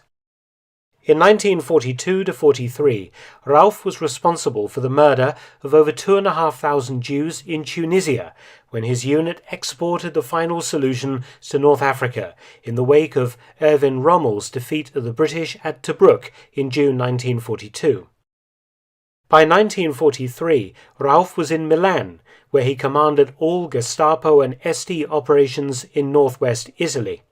He was captured in May 1945, along with many other SS officers, at the Hotel Regina in Milan by British troops, who had had to break through an enraged lynch mob to free the German officers who had barricaded themselves inside the building. Rauff was sent to an internment camp in Rimini. He was identified by pro-Nazi Bishop Alois Hudal as a special case, and after escaping from the camp he was spirited to Genoa via several Catholic convents and furnished with a set of false papers. In 1948, Rauff was in Damascus, capital of Syria, where he was recruited by Syrian intelligence and became a military advisor to President Hosni Zaim. The following year there was a coup in Syria, and Rauff was lucky to escape with his life, as those close to the old regime were murdered. Rauff fled across the border into the Lebanon, and from there to Italy, where using his false passport he gained a transit pass for Ecuador in South America. Incredibly, Rauf was assisted by the Mossad, the Israeli intelligence organization, who had been using him as a double agent to help them penetrate Arab countries. The Israelis, like the Americans, often had no qualms about using former Nazis when the political situation suited them. In 1958, Rauf next popped up in Chile, where he worked as the manager of a king crab cannery in Punta Arenas, in the far south of the country. The West German government knew where Rauf was, and they issued a request to the Chilean government to extradite him back to Europe to stand trial for his war crimes. In December 1962, Rauf was arrested by the police in Chile, and it looked as though he would be spending the rest of his life behind bars in a West German prison. But whilst he was being held in detention in Chile in 1963, the country's Supreme Court decided to reject the extradition request, and Rauf was once again a free man. The West German government put pressure on President Salvador Allende, but he refused to reverse the court's ruling. In fact, once General Augusto Pinochet had taken control of Chile, Rauf moved back to the center of power and served as an advisor to Chilean intelligence. Pinochet resisted all attempts made by the West German government to have Rauf extradited, the last occasion in 1983. On the 14th of May 1984, Walter Rauf died of lung cancer in a private hospital in Santiago, an unrepentant Nazi to the end of his days. His funeral was a major neo-Nazi event in the city, and an unpleasant reminder of the assistance such countries had rendered to the world's most wanted men. One very well publicized Nazi fugitive case that had a more satisfactory ending was that of former SS Hauptsturmführer Klaus Barbie, the butcher of Lyon, who was successfully captured and placed on trial for his crimes. Barbie's case graphically demonstrated how a wanted war criminal had been aided by the Americans to escape from justice down a rat line. Barbie was an SD officer and had been the head of anti-resistance operations in France. He had also ordered raids on French Jews and had overseen the deportations of thousands to the camps, including most notoriously the deportation of 4 young French orphans who were sent from the town of Izio to Auschwitz. Barbie remained in hiding after the war until April 1947. It has been revealed that Barbie was an agent of the U.S. Army's 66th Detachment Counterintelligence Corps, one of hundreds of former Gestapo and SD men used by the U.S. in the early stages of their ideological war against the Soviet Union. Barbie proved an excellent asset for the Americans, and for years he ran a spy network of informants in both East and West Germany and in France. The Americans trusted him. However, in 1949 the French became aware of Barbie, and they immediately, and not unreasonably, demanded that he was handed over to them so that he could face trial for the crimes he had committed in occupied France. The Americans feared that if they handed Barbie over to the French, the fact that they had employed a wanted Nazi fugitive would have reflected badly on military intelligence, and Barbie was privy to many secrets that the Americans had no desire to share with the French. Instead, ignoring the demands of their ally, the Americans turned to the rat line run by the Croatian priest Father Draganovic.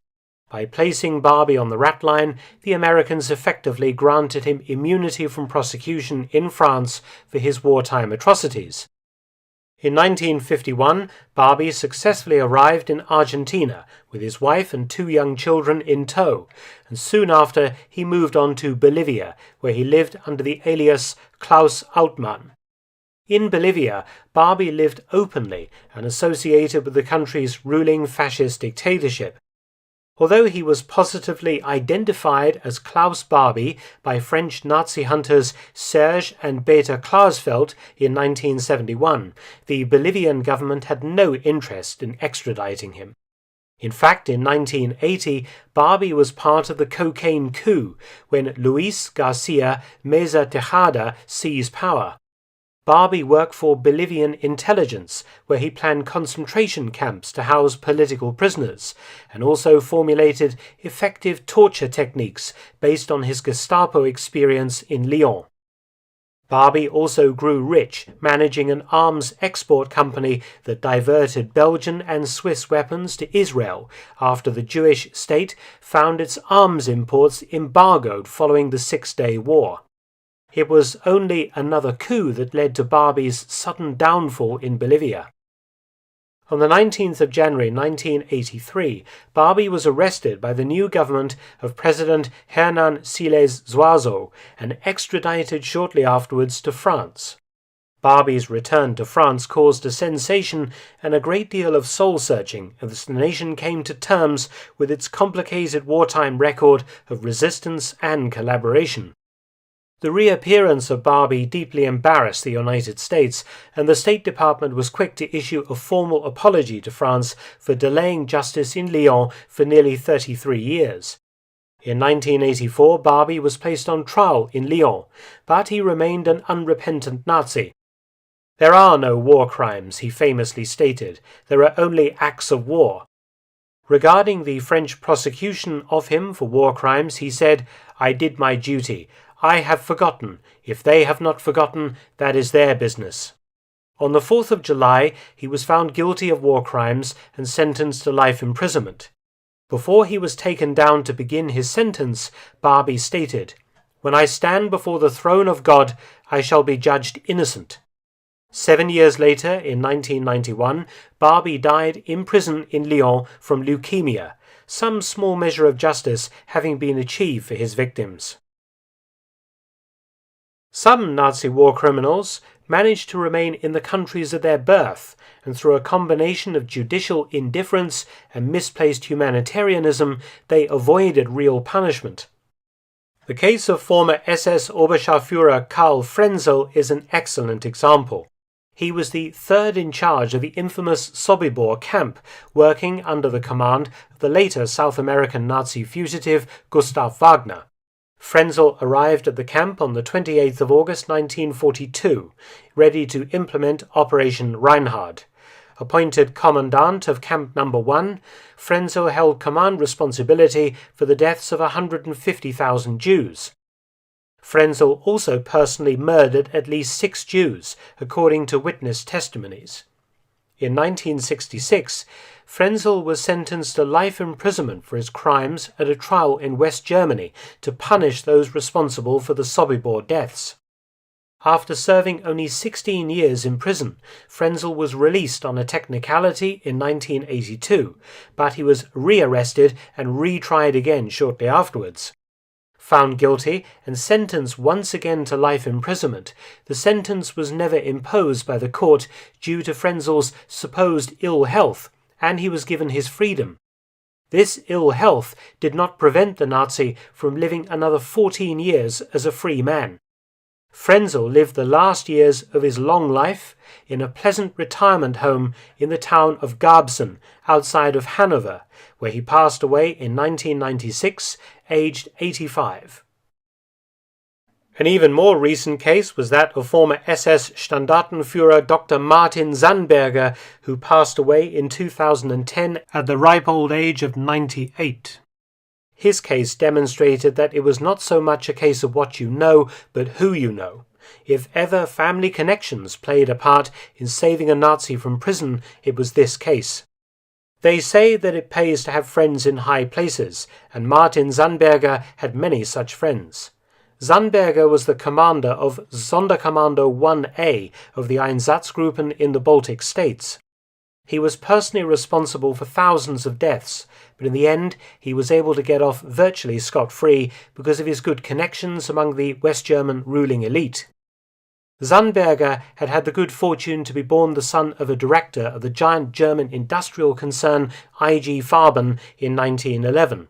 A fervent Nazi since 1931, 5 years later Sandberger had enlisted in the SS. By 1938 he was a Sturmbannführer or major in the SS Security Police, the SD, as well as an assistant judge, a doctor of laws and a government councillor. In June 1941, Sandberger was appointed the chief of Sonderkommando 1A, part of Einsatzgruppen A, charged with following the so-called Führer order to the letter and liquidating all of the Jews that it encountered as the Germans rampaged through the Soviet Union. His unit entered Riga in Latvia in company with Sonderkommando II and set about destroying synagogues, murdered 400 Jews, and busily set up groups of anti-Semitic Latvians to conduct their own pogroms.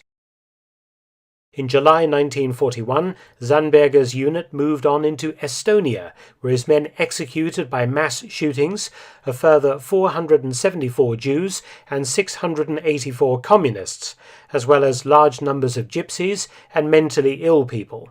Sandberger personally sent a further 5,377 people to the concentration camps. On the 10th of September 1941, Sandberger promulgated a general order for the internment of the Jews, and his unit dispatched 450 to a concentration camp at Pskov in Russia, where they were all murdered. Sandberger's superiors were extremely pleased with his record in the Baltic states, and he was promoted to Standartenführer, or full colonel.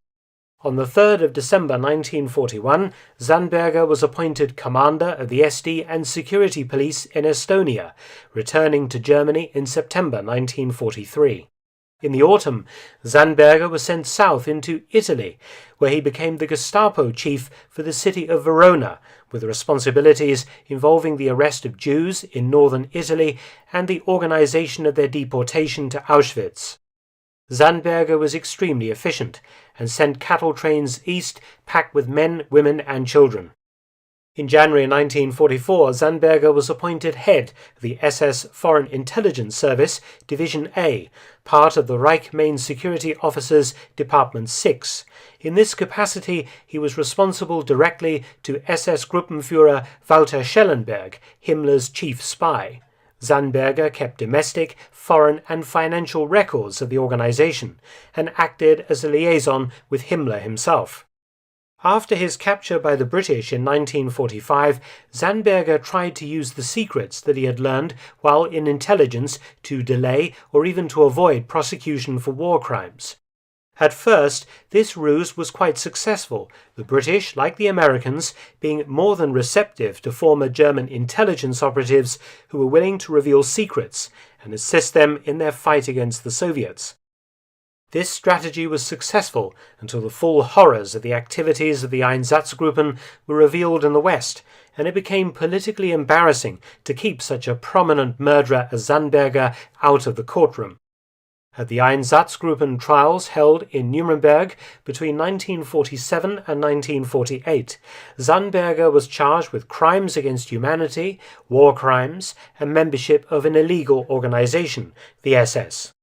Sandberger denied any responsibility for the murders that his unit had committed in the Baltic states, and he tried to shift the blame onto the German field police and unruly elements of the local Estonian Home Guard. This was rejected by the court.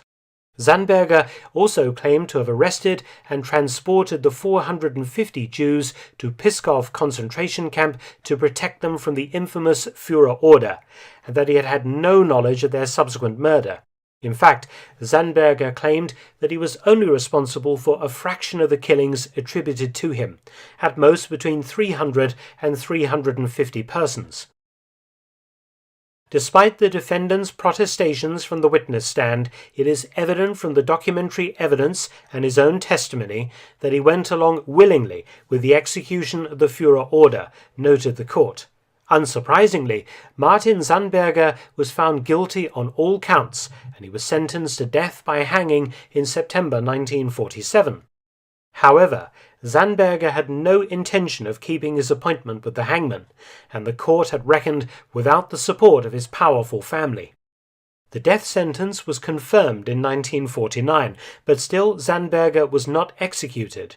In 1951, the sentence was suddenly commuted to life imprisonment by a clemency board acting under the direct authority of the U.S. High Commissioner for Germany, John C. McCloy. McCloy had been placed under political pressure by Senator William Langer of North Dakota. Many of Langer's constituents were of German origin, and apparently many felt that the death sentence should only have been given to the most senior Nazi war criminals, and that handing down death sentences to the more junior leaders of the Holocaust was undemocratic and un-American. However, the real pressure that probably saved Zandberger from the noose was German in origin. Zandberger's father, a retired production director at IG Farben, a company that had deliberately built their Monowitz factory close to Auschwitz to benefit from slave labor, used his considerable influence with West German President Theodor Heuss to save his son from the punishment that he deserved. Heuss contacted U.S. Ambassador James B. Conant with a request for clemency, and who was going to refuse a request emanating from a president? Certainly not the United States, keen to keep the West Germans on their side in the Cold War against communism. If there was any doubt, Zandberger's father was able to drum up considerable support from among Germany's powerful governing elite, including letters from the Minister of Justice, Wolfgang Hausmann, and politician Martin Haug. Another supporter was renowned lawyer and vice president of the West German Parliament, Carlo Schmid, who went so far as to worry about Zandberger's prison conditions in Landsberg, and who spoke out in favor of commuting the sentence to life. By late 1957, Zandberger was one of only 4 war criminals who were still behind bars in West German prisons, a damning indictment of the official lack of interest expressed by the Germans in punishing the mass murderers who were living among them. Zandberger's powerful family friends ensured that this number was soon reduced to 3 convicts, when the West German courts ordered his release on the 9th of January 1958. Incredibly, a mass murderer, whose crimes had warranted the death penalty only a few years before, was set free to live out the rest of his life in wealth and comfort, in a cynical exercise in rehabilitation through family connections.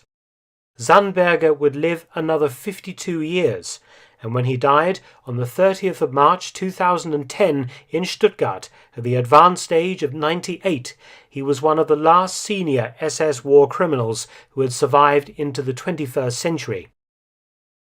Tune in next time for the story of Dr. Death, the SS doctor who hid out in the Middle East for decades, hunted by the Israelis, an elusive figure wanted for horrific war crimes in the concentration camps. Episode 5, Dr. Death, written and narrated by Mark Felton. British filmmaker Dov Friedman's heart beat a lot faster in his chest as he peered intently at the very old man who shuffled towards the front door of a large house in the German spa town of Baden-Baden in 2008. Friedman was making a documentary for the BBC called The Last Nazis, and the camera had been following famed Israeli Nazi hunter Dr. Ephraim Zurov in his quest to capture the most prominent Nazi war criminal that was believed by many to still be at large. Sitting quietly in a car parked on the pretty, tree-lined residential street, 33-year-old Friedman thought that he had found his quarry. The most chilling part was the moment when we saw that old man, recalled Friedman. Zurov wasn't with us at the time because he stuck out quite a bit, being 6'2" and wearing a kippah. He wanted to get some discreet shots of the house. My director of photography said, "I'm not being funny, but there's a very old man walking into the house." We saw him and the woman with him, and we knew that she was Haim's ex-wife. There were 5 to 10 minutes when we thought it was plausible it was him. The search for former SS Hauptsturmführer Dr. Aribert Haim, known to history as Dr. Death, had taken Zurov and Friedman to Chile and Germany in their efforts to locate him, chasing leads and rumours. Hunting for Haim had become akin to searching for the Loch Ness Monster. People had come forward in Chile with recent sightings of a tall, German-speaking man who was extremely old, with a prominent scar on his cheek, a description of the Simon Wiesenthal Center's #1 quarry. Dr. Zurov knew that Haim's illegitimate daughter, Waltrud, was living in a small town in southern Chile called Puerto Montt, where local informants had said that a man matching Haim's description had been seen. The first thing I felt when I was in Chile was that this was a very good hiding place, said Friedman. Not only is it completely separate from Europe and the horrors of the Second World War, but it is separated by the mountain range of the Andes. It all seemed too good to be true, and with a reward of €315,000 on offer for information leading to Dr. Death's capture, a lot was at stake. Heim's daughter had finally relented to a private interview with Zurov, during which she claimed that she had never met her father and did not know anything about his whereabouts. Zurov knew that the Heim family was wealthy. Indeed, the main reason why Heim was believed to be alive at the time was the fact that his bank accounts, frozen by the West German government after he fled from Europe in the early 1960s, still contain £1.7 million that could be claimed by Heim's sons if they could prove he was dead. Even in 2010, the money remained untouched in Heim's German accounts. For many, including Zurov, the fact that no members of the Heim family claimed the fortune provided prima facie evidence that the evil doctor was still alive. Dr. Zurov was intrigued to visit Baden-Baden, the beautiful spa town in Germany where Aribert Heim had quietly practiced gynecology after the war, until he was identified as a Nazi war criminal and was forced to flee. The family home in Baden-Baden was a huge white Victorian building in a quiet, leafy suburb, where Heim's ex-wife still lives. Zurov realized, after he saw the house, that Heim could have been financially sustained by his family with ease during the almost 50 years that he spent on the run from justice. Perhaps Heim had even returned to live incognito in his former home in Baden-Baden, hoping that he would be free to live out his remaining years in freedom and peace after hoodwinking the world about his whereabouts for decades. Zurov had been told that a tall, very old man lived in the property. It almost seemed too easy, but the lead proved to be yet another trail gone cold. "We showed Zurov the footage, and he didn't think it was Heim," said Friedman. No one's seen a photo of him for 40 years.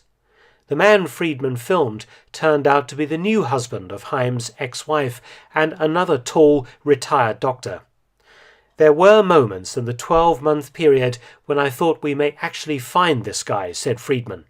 "But you do get a bit carried away when you're that close to it." In March 1979, Dr. Heim wrote, "As early as 1961, I was warned that I had no reasonable chance to endure a fair concentration camp trial, because if only one witness would have testified against me, the person who warned me said, 'This will be taken as the truth.'" Heim was at pains to point out in the written rebuttals to the charges of war crimes levelled against him from the 1960s onwards that he was innocent of the lies of the witnesses who had spoken out as early as 1946. What had Aribert Heim done to earn himself the name Dr. Death at Mauthausen concentration camp? According to the witness statements, and to Nazi hunters like Ephraim Zurov, Heim was nothing more than a sadist who enjoyed inflicting pain upon helpless Jewish inmates for no medical reason. Unlike Dr. Josef Mengele, who inflicted terrible suffering in the course of what was for him a genuine medical research program, however perverted and immoral, Heim's activities were not even dressed up as Nazi research. One of these sadistic acts that has followed Heim around since Mauthausen was his penchant for removing inmates' heads so that he could use the skulls as desk ornaments. The 6'4" tall Heim had trained as a doctor in Vienna, qualifying in 1939. Born in the Austrian town of Radkersburg, Heim's father, Josef, had been a district commander in the gendarmerie. On the 17th of April 1940, Heim had reported for training with the SS Reserve Battalion Deutschland in Munich, and according to a handwritten resume that Heim wrote decades later, he had served during the invasion of France as a mere car driver. On the 1st of August 1940, Heim had been commissioned as an SS Untersturmführer in the medical battalion in Prague, and he later worked in the Red Cross Hospital's surgical department in Belgrade, Yugoslavia. Heim was transferred back to Germany in April 1941, where he was attached to the Oranienburg concentration camp outside Berlin, claiming that he was an assistant in the surgical department.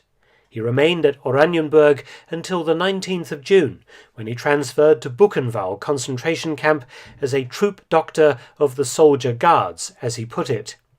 The day after he arrived at Buchenwald, his elder brother was killed in action in Crete, where he was serving as a Luftwaffe paratrooper. Heim's next posting, on the 14th of July 1941, was to the Reserve Battalion of the elite Leibstandarte SS Adolf Hitler Regiment at Berlin-Lichterfelde, the Führer's Lifeguard Regiment, where he was a medical officer. Heim claimed in his resume that in October 1941 he was loaned out to the Mauthausen concentration camp, where his responsibilities were as a medical officer supporting the guards, and as a surgeon in the camp infirmary treating inmates. Heim claimed that he was only at Mauthausen for 7 weeks, but those 7 weeks would lead him to becoming notorious in the camp system and earn him the moniker Dr. Death. It has been claimed that Heim worked closely at Mauthausen with the camp pharmacist, SS Obersturmführer Dr. Erich Wasicki, particularly in a series of experiments that were seemingly conducted to test how quickly a human heart could be stopped with a variety of different substances. Heim was accused of having murdered large numbers of patients by injecting into their hearts various poisonous substances, including petrol. Wasicki was a fellow Austrian who was instrumental in the selection and murder by gassing of inmates both at Mauthausen and at the Schloss Hartheim Institute, where the Germans ran their illicit T4 euthanasia program under the supervision of Franz Stangl. Wasicki, who served at Mauthausen between 1941 and 1944, was intimately involved with Walter Rauff's gas truck experiments in mass murder conducted as part of the T4 program.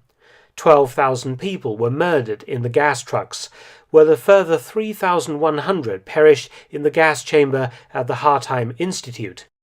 Wasicki was the SS doctor who was charged with the establishment of the gas chambers at Hartheim and Mauthausen, and it was Wasicki who actually delivered the metal canisters of Zyklon B to the SS NCOs, who dropped the crystals through a vent in the roof of the chambers to kill those inside.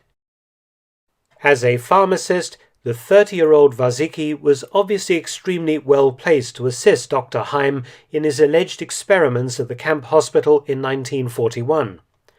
Wasicki did not manage to flee at the end of the war, and he was charged with murder by a U.S. military tribunal in 1945. On the 13th of May 1946, Wasicki was found guilty, and on the 28th of May 1947 he was hanged in Landsberg prison in Germany. Less than a year after Dr. Ephraim Zuroff and Dolf Friedman had been jetting between Chile and Germany on the trail of Aribert Heim, a man handed an old and dusty brown leather briefcase to a representative of the New York Times in Cairo, Egypt. When the contents of the case were examined, it appeared that the mystery of Heim's existence on the run had been solved, and that Heim had died over a decade before. German police experts were eventually permitted to travel to Egypt to check out the story, and a careful forensic examination of the briefcase and its contents was conducted. Analysis of dust showed the briefcase had been in North Africa for a number of years, confirmed the German police. They also confirmed that the handwriting on the documents inside was indeed Heim's. Heim's son, Rüdiger, had earlier claimed that his father had settled in Cairo and had died in the city in 1992 of rectal cancer. Rüdiger claimed that he had been at his father's side when he died. Even more interestingly, Rüdiger claimed that Heim had converted to Islam and that he had changed his name to Tarek Hussein Farid and had spent the last decade of his life living in the Casa El Madina Hotel. The family who used to own the hotel, the Domas, discovered the briefcase in Heim's apartment and kept it, later handing it over to the New York Times. The briefcase contained a treasure trove of documents, including handwritten articles penned by Heim on a subject he appears to have become obsessed about, the 13th tribe, or the Khazar Empire, and he had penned a report on anti-Semitism. About the last subject one would have associated with a Nazi war crime subject. His type report, written in English, carefully lists the number of Jews in the world between 1939 and 1947, taking into account the 6 million who were exterminated by the Nazis, the total number of Semitic Arabs, and the total number of the people in Palestine in 1918. And then Heim created a mailing list for the distribution of his report, including world leaders and American elected officials. The general thrust of Heim's research appears to have been the disproving of the purported Semitic ancestry of a people he calls the Khazars, or non-Semitic Jews. According to Heim, the Russian Khazars' descendants live in the United States and form the, quote, Jewish lobby, unquote. Heim seemingly wanted to expose them as fraudulent Jews, writing in a covering letter that the recipients of the report, quote, should be aware of the true history facts and not hide their identity, unquote. Also stuffed into the case were Heim's rebuttals of the charges made against him by Jewish survivors of Mauthausen, a resume he had written outlining his life until the 1950s, visa documents under the names of Ferdinand Heim and Tariq Hussein Farid, and an Egyptian death certificate issued under the latter name in 1992.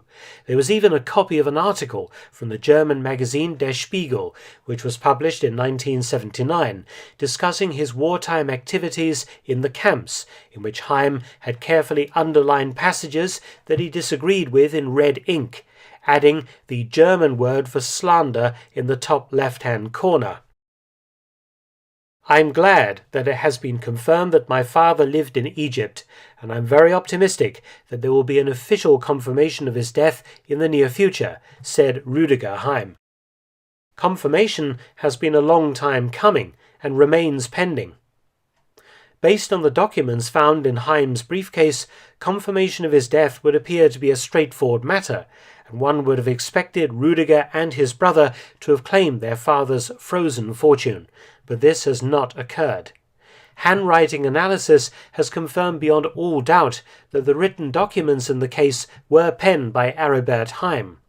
His photo appears on Egyptian residency papers issued between 1963 and 1967 in the name Ferdinand Heim, and the passport numbers, place of birth, Radkersburg, Austria, and date of birth, June 28, 1914, match Heim's, and, importantly, also exactly match a set of Egyptian residency papers that identify a German named Tariq Hussein Farid from 1982, also found in the case.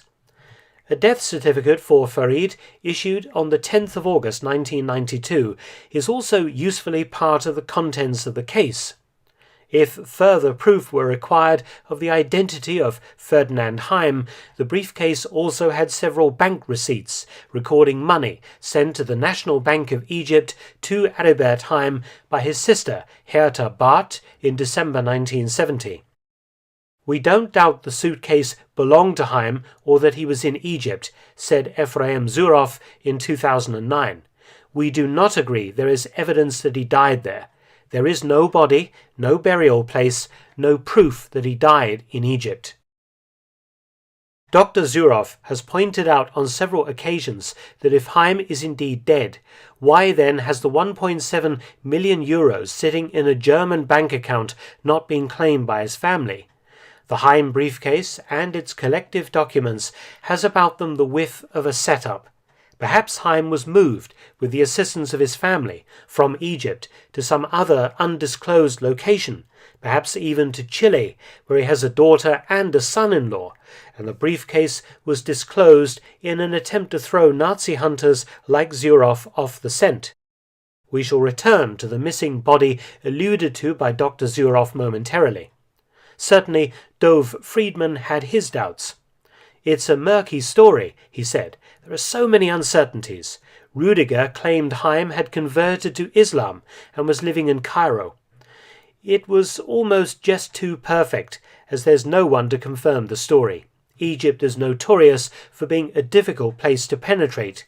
We tried to get to Cairo to confirm the story, but we had our visas denied." Unquote.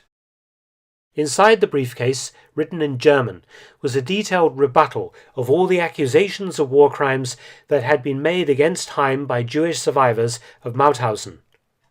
Quote, "Just imagine this accusation of having, just out of boredom, forced young people to undergo surgery in order to intentionally cause their deaths by removing vital organs such as heart, liver, spleen, and bowel, with the aim of possessing skulls for personal purposes," wrote Heim on the 19th of March 1979. "What crueler deed could accuse me a doctor of than these brutalities and bestialities?" Unquote. Heim was particularly incensed by the accusations made by famed Nazi hunter Simon Wiesenthal. Quote, "In 1978, Wiesenthal said on television that when I took these organs from these people, I had operated on them even without anesthesia, i.e., I treated them worse than a butcher when he kills animals. One would have had to strap these victims all around the operating table, and the cries of the victims would have reverberated through the camp." Unquote. Heim told his son Rudiger that he had even considered voluntarily returning to Germany in 1979 so that he could clear his name at a trial, but he came to believe that the Jewish victims' testimonies would prove too conclusive, and he would have to spend the rest of his life behind bars. Another document, written in English, carefully outlined Heim's daily duties at Mauthausen, where he attempted to portray himself as a simple army doctor, performing the duties that he had been assigned. Quote, "My work began at 8 o'clock in the morning, with the treatment of the soldiers in the troops' quarter, which was outside of the inmates' camp. The treatment lasted about 2 hours. Then it followed the treatment of the inmates in the infirmary station of the camp, achieving small surgery, as carbuncles, abscesses, and a visit to the sick room of the infirmary. With that, the morning time from 8 to 1 o'clock was passed." Unquote. In Heim's statement, the afternoons at Mauthausen were equally straightforward and non-controversial. Quote, "In the afternoon it followed too the treatment of the soldiers and a visit to the sick room of the infirmary. Occasionally I took smear checks in the camp's brothel, and I visited ill persons of the soldiers' families." Unquote.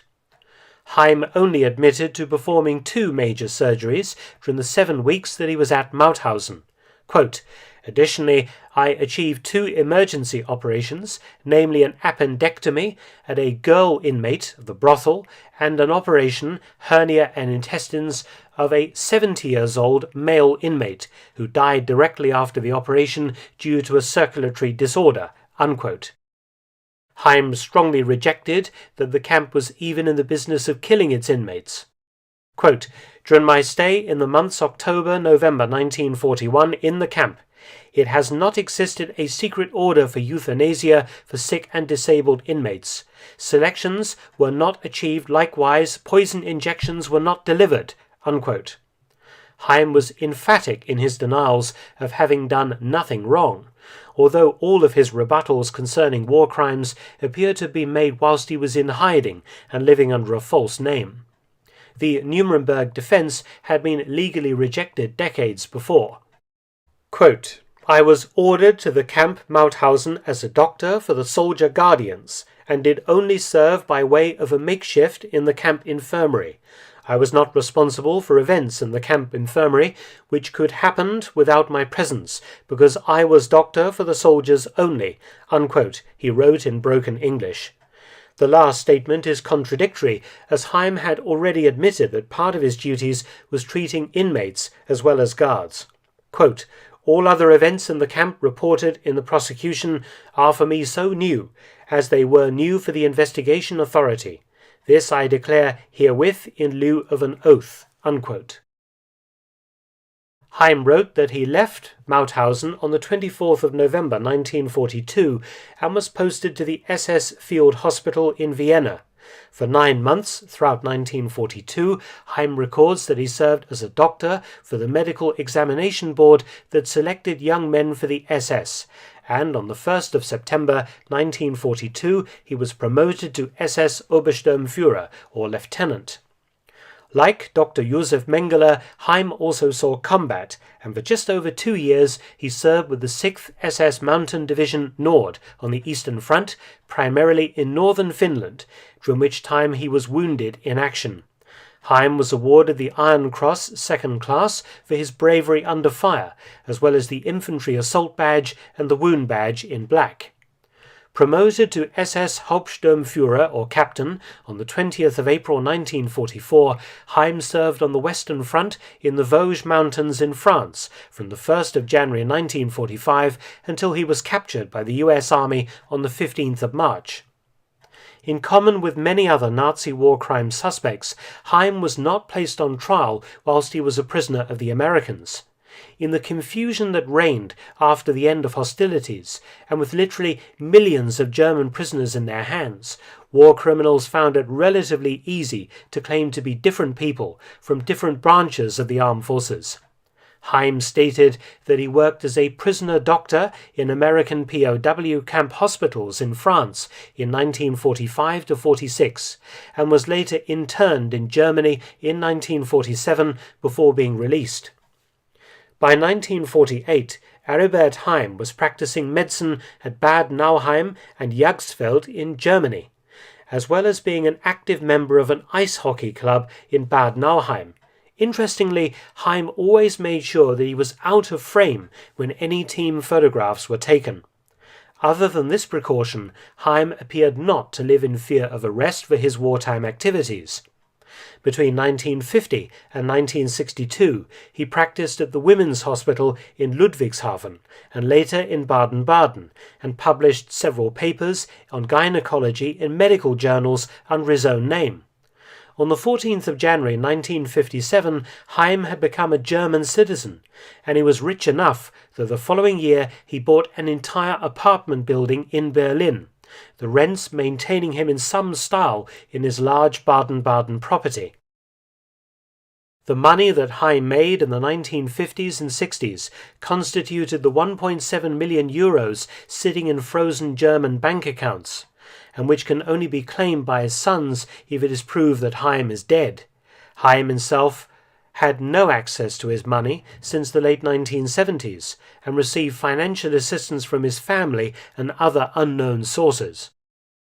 Heim first became aware that he was being sought for war crimes in 1961, when his name came up concerning witness statements from Mauthausen survivors. His escape from justice the following year was more by chance rather than by design.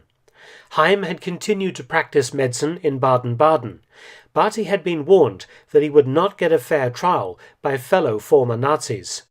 Nevertheless, I did not want to believe this and stayed at home, wrote Heim in 1979. In the fall of 1962, it was only sheer coincidence that the police could not arrest me because I was not at home at the time. It appears that Heim was in Frankfurt from May 1962, and it was in that city that he wrote out a new will dividing his assets between his 2 sisters and 2 sons, as he was now divorced from his wife. This document was found inside the dusty briefcase in Cairo in 2009. According to the documents discovered in Egypt, Heim made his first residency application in Cairo in 1963 under the name Ferdinand Heim. Ferdinand was Heim's middle name. It also appears from the documentary evidence that Heim was able to live off the proceeds of the rents collected at the large Berlin apartment building that he owned, until the West German government froze his accounts in the late 1970s. Bank receipts discovered in 2009 clearly showed that Heim's sister was sending him money. So what of Heim's years in hiding in Egypt? The Egyptian government remained hypersensitive regarding having sheltered Nazi war criminals, and they flatly denied that Dr. Death was ever a guest in their country. It's nonsense, said General Hamdi Abdel Karim of the Interior Ministry in 2009. There was no evidence he was here. It's a fabricated story. The Egyptian government certainly has as shady a past regarding giving sanctuary to Nazi fugitives as South American nations like Argentina and Brazil. Haim found himself in familiar company when he sought shelter in Cairo in the 1960s, for many Nazis were already working for the Egyptian government. Among the Arab nations, many leaders viewed the German assault on the Jews to be acceptable, and also helpful in solving the Palestine problem. In February 1945, with the German defeat inevitable, Syria, Egypt, Lebanon, and Saudi Arabia had all declared war on Germany, largely so that they could qualify for membership of the new United Nations. Their governments remained, for the most part, fairly pro-Nazi, and like Perón's Argentine government, they resolved to use Nazi fugitives for their own ends. Whereas Perón had wanted scientists and engineers, President Gamal Abdel Nasser of Egypt wanted Dr. Goebbels' propaganda experts, commenting, "We will use the services of those who know the mentality of our enemies." The term enemies Nasser used when referring to the fledgling Jewish state of Israel, which bordered Egypt across the Sinai Peninsula. Nasser opened Egypt's doors to Nazi fugitives, refusing all requests to extradite them for trial in Europe, including requests that were made by his Soviet and Eastern European allies. In 1953, when rumors circulated that Hitler was still alive, a prominent Egyptian newspaper invited prominent citizens to publish letters to the Führer. Anwar al-Sadat, who was later president of Egypt between 1970 and 1981, wrote, "My dear Hitler, I congratulate you from the bottom of my heart. Even if you appear to have been defeated, in reality you are the victor. You succeeded in creating dissensions between Churchill, the old man, and his allies, the sons of Satan." President Nasser gave sanctuary to some very unpleasant Nazi war criminals. Franz Bartel had been the assistant chief of the Gestapo in the Polish city of Katowice. By 1959, he was working for the Department of Jewish Affairs in the Egyptian Ministry of Information in Cairo and using the name El Hussein. His former boss, SS Standartenführer Rudolf Mildner, was also in Cairo. Mildner had also been the head of the political department at Auschwitz, where he had interrogated prisoners. During his period in charge, he had over 2,000 Poles executed. In September 1943, Mildner was appointed Gestapo chief in Denmark, but the Jewish population was forewarned of the planned German roundups, and most of them fled to neutral Sweden. Following this failure, Mildner was transferred to the city of Kassel, before heading the SD in Vienna, and finally in the Austrian city of Linz, before he was captured by the US Army in May 1945. Mildner testified at the Nuremberg trials against his boss, Dr. Ernst Kaltenbrunner, and after being released in 1949, he fled to Egypt to avoid prosecution for war crimes. Also working for the Egyptian government was former SS Untersturmführer Wilhelm Böckler, who had played a prominent part in the liquidation of the Warsaw Ghetto in 1944.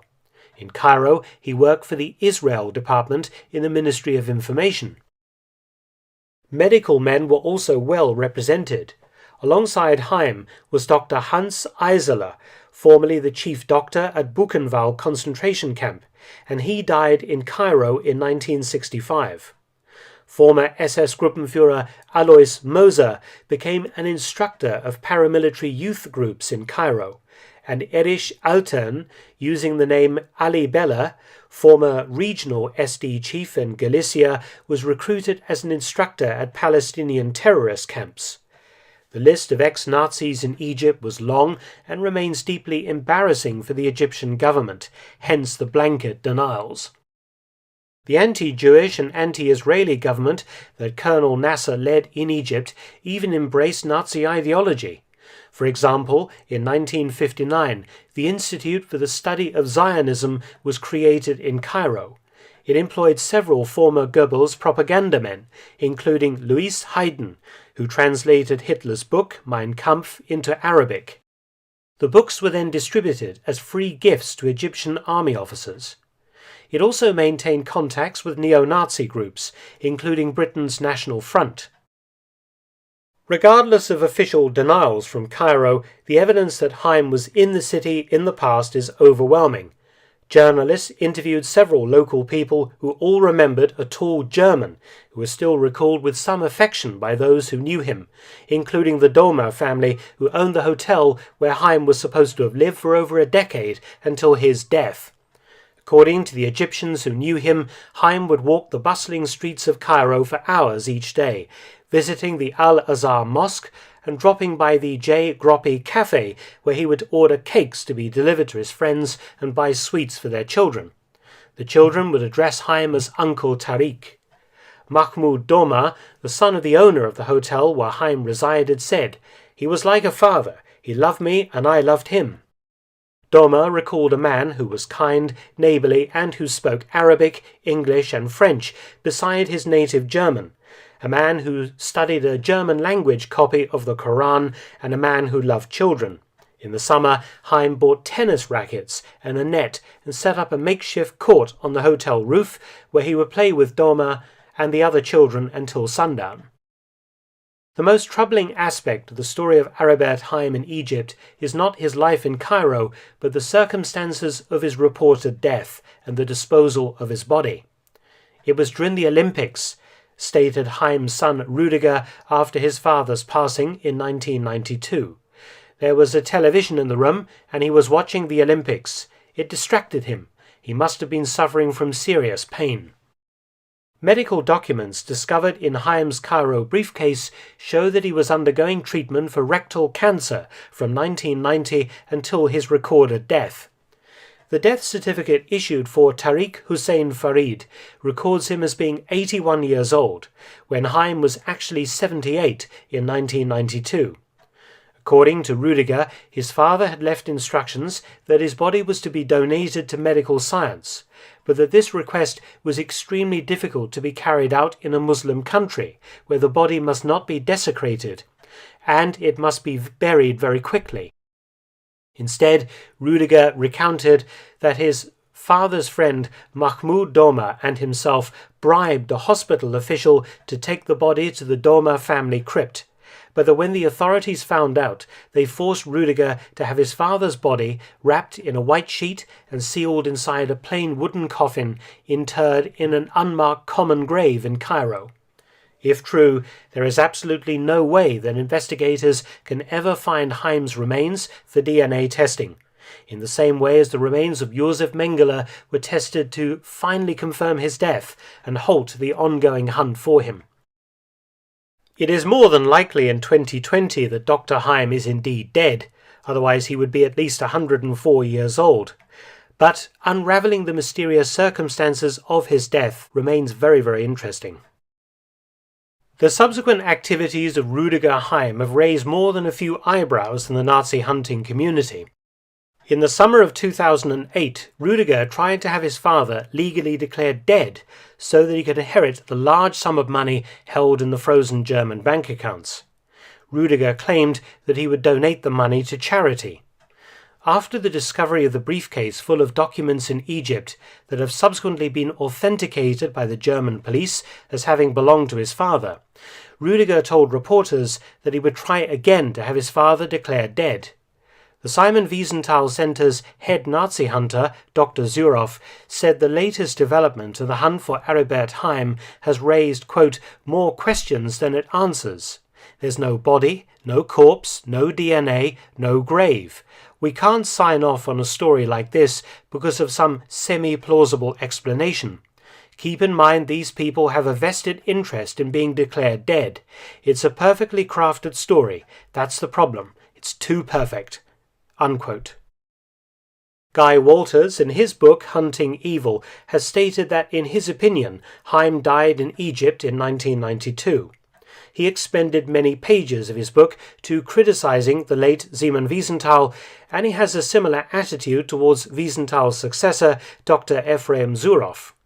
The Nazi hunters' July 2008 trip to Argentina and Chile in a final attempt to determine whether Haim was still alive Walters dismisses as, quote, a publicity exercise in order to promote the Wiesenthal Center, the main activities of which are fighting anti-Semitism and defending Israel. Nazi hunting is a minority activity for the center, but it is a useful brand builder, unquote. Walters asserts that Zurov's refusal to accept the proof of Haim's death in Cairo is based upon his selfish desire to keep Haim alive in the public imagination because, quote, dead Nazis can no longer be hunted, and without something to chase, Nazi hunters will soon be out of work, unquote. Walters' comments do not take into account the many younger Nazi war criminals that Zurov has exposed. So the question remains unanswered today. Did Dr. Aribert Haim die in Cairo in 1992? Did he perhaps move somewhere else, probably Chile, as is suspected by Nazi hunters, and live on a few more years before succumbing to extreme old age? This particular mystery may never be solved. You have been listening to Ratlines, The Hunt for Nazi War Criminals, written and narrated by Mark Felton.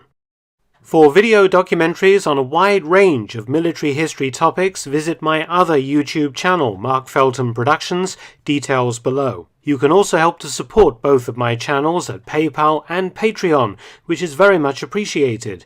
Please see the description box for details.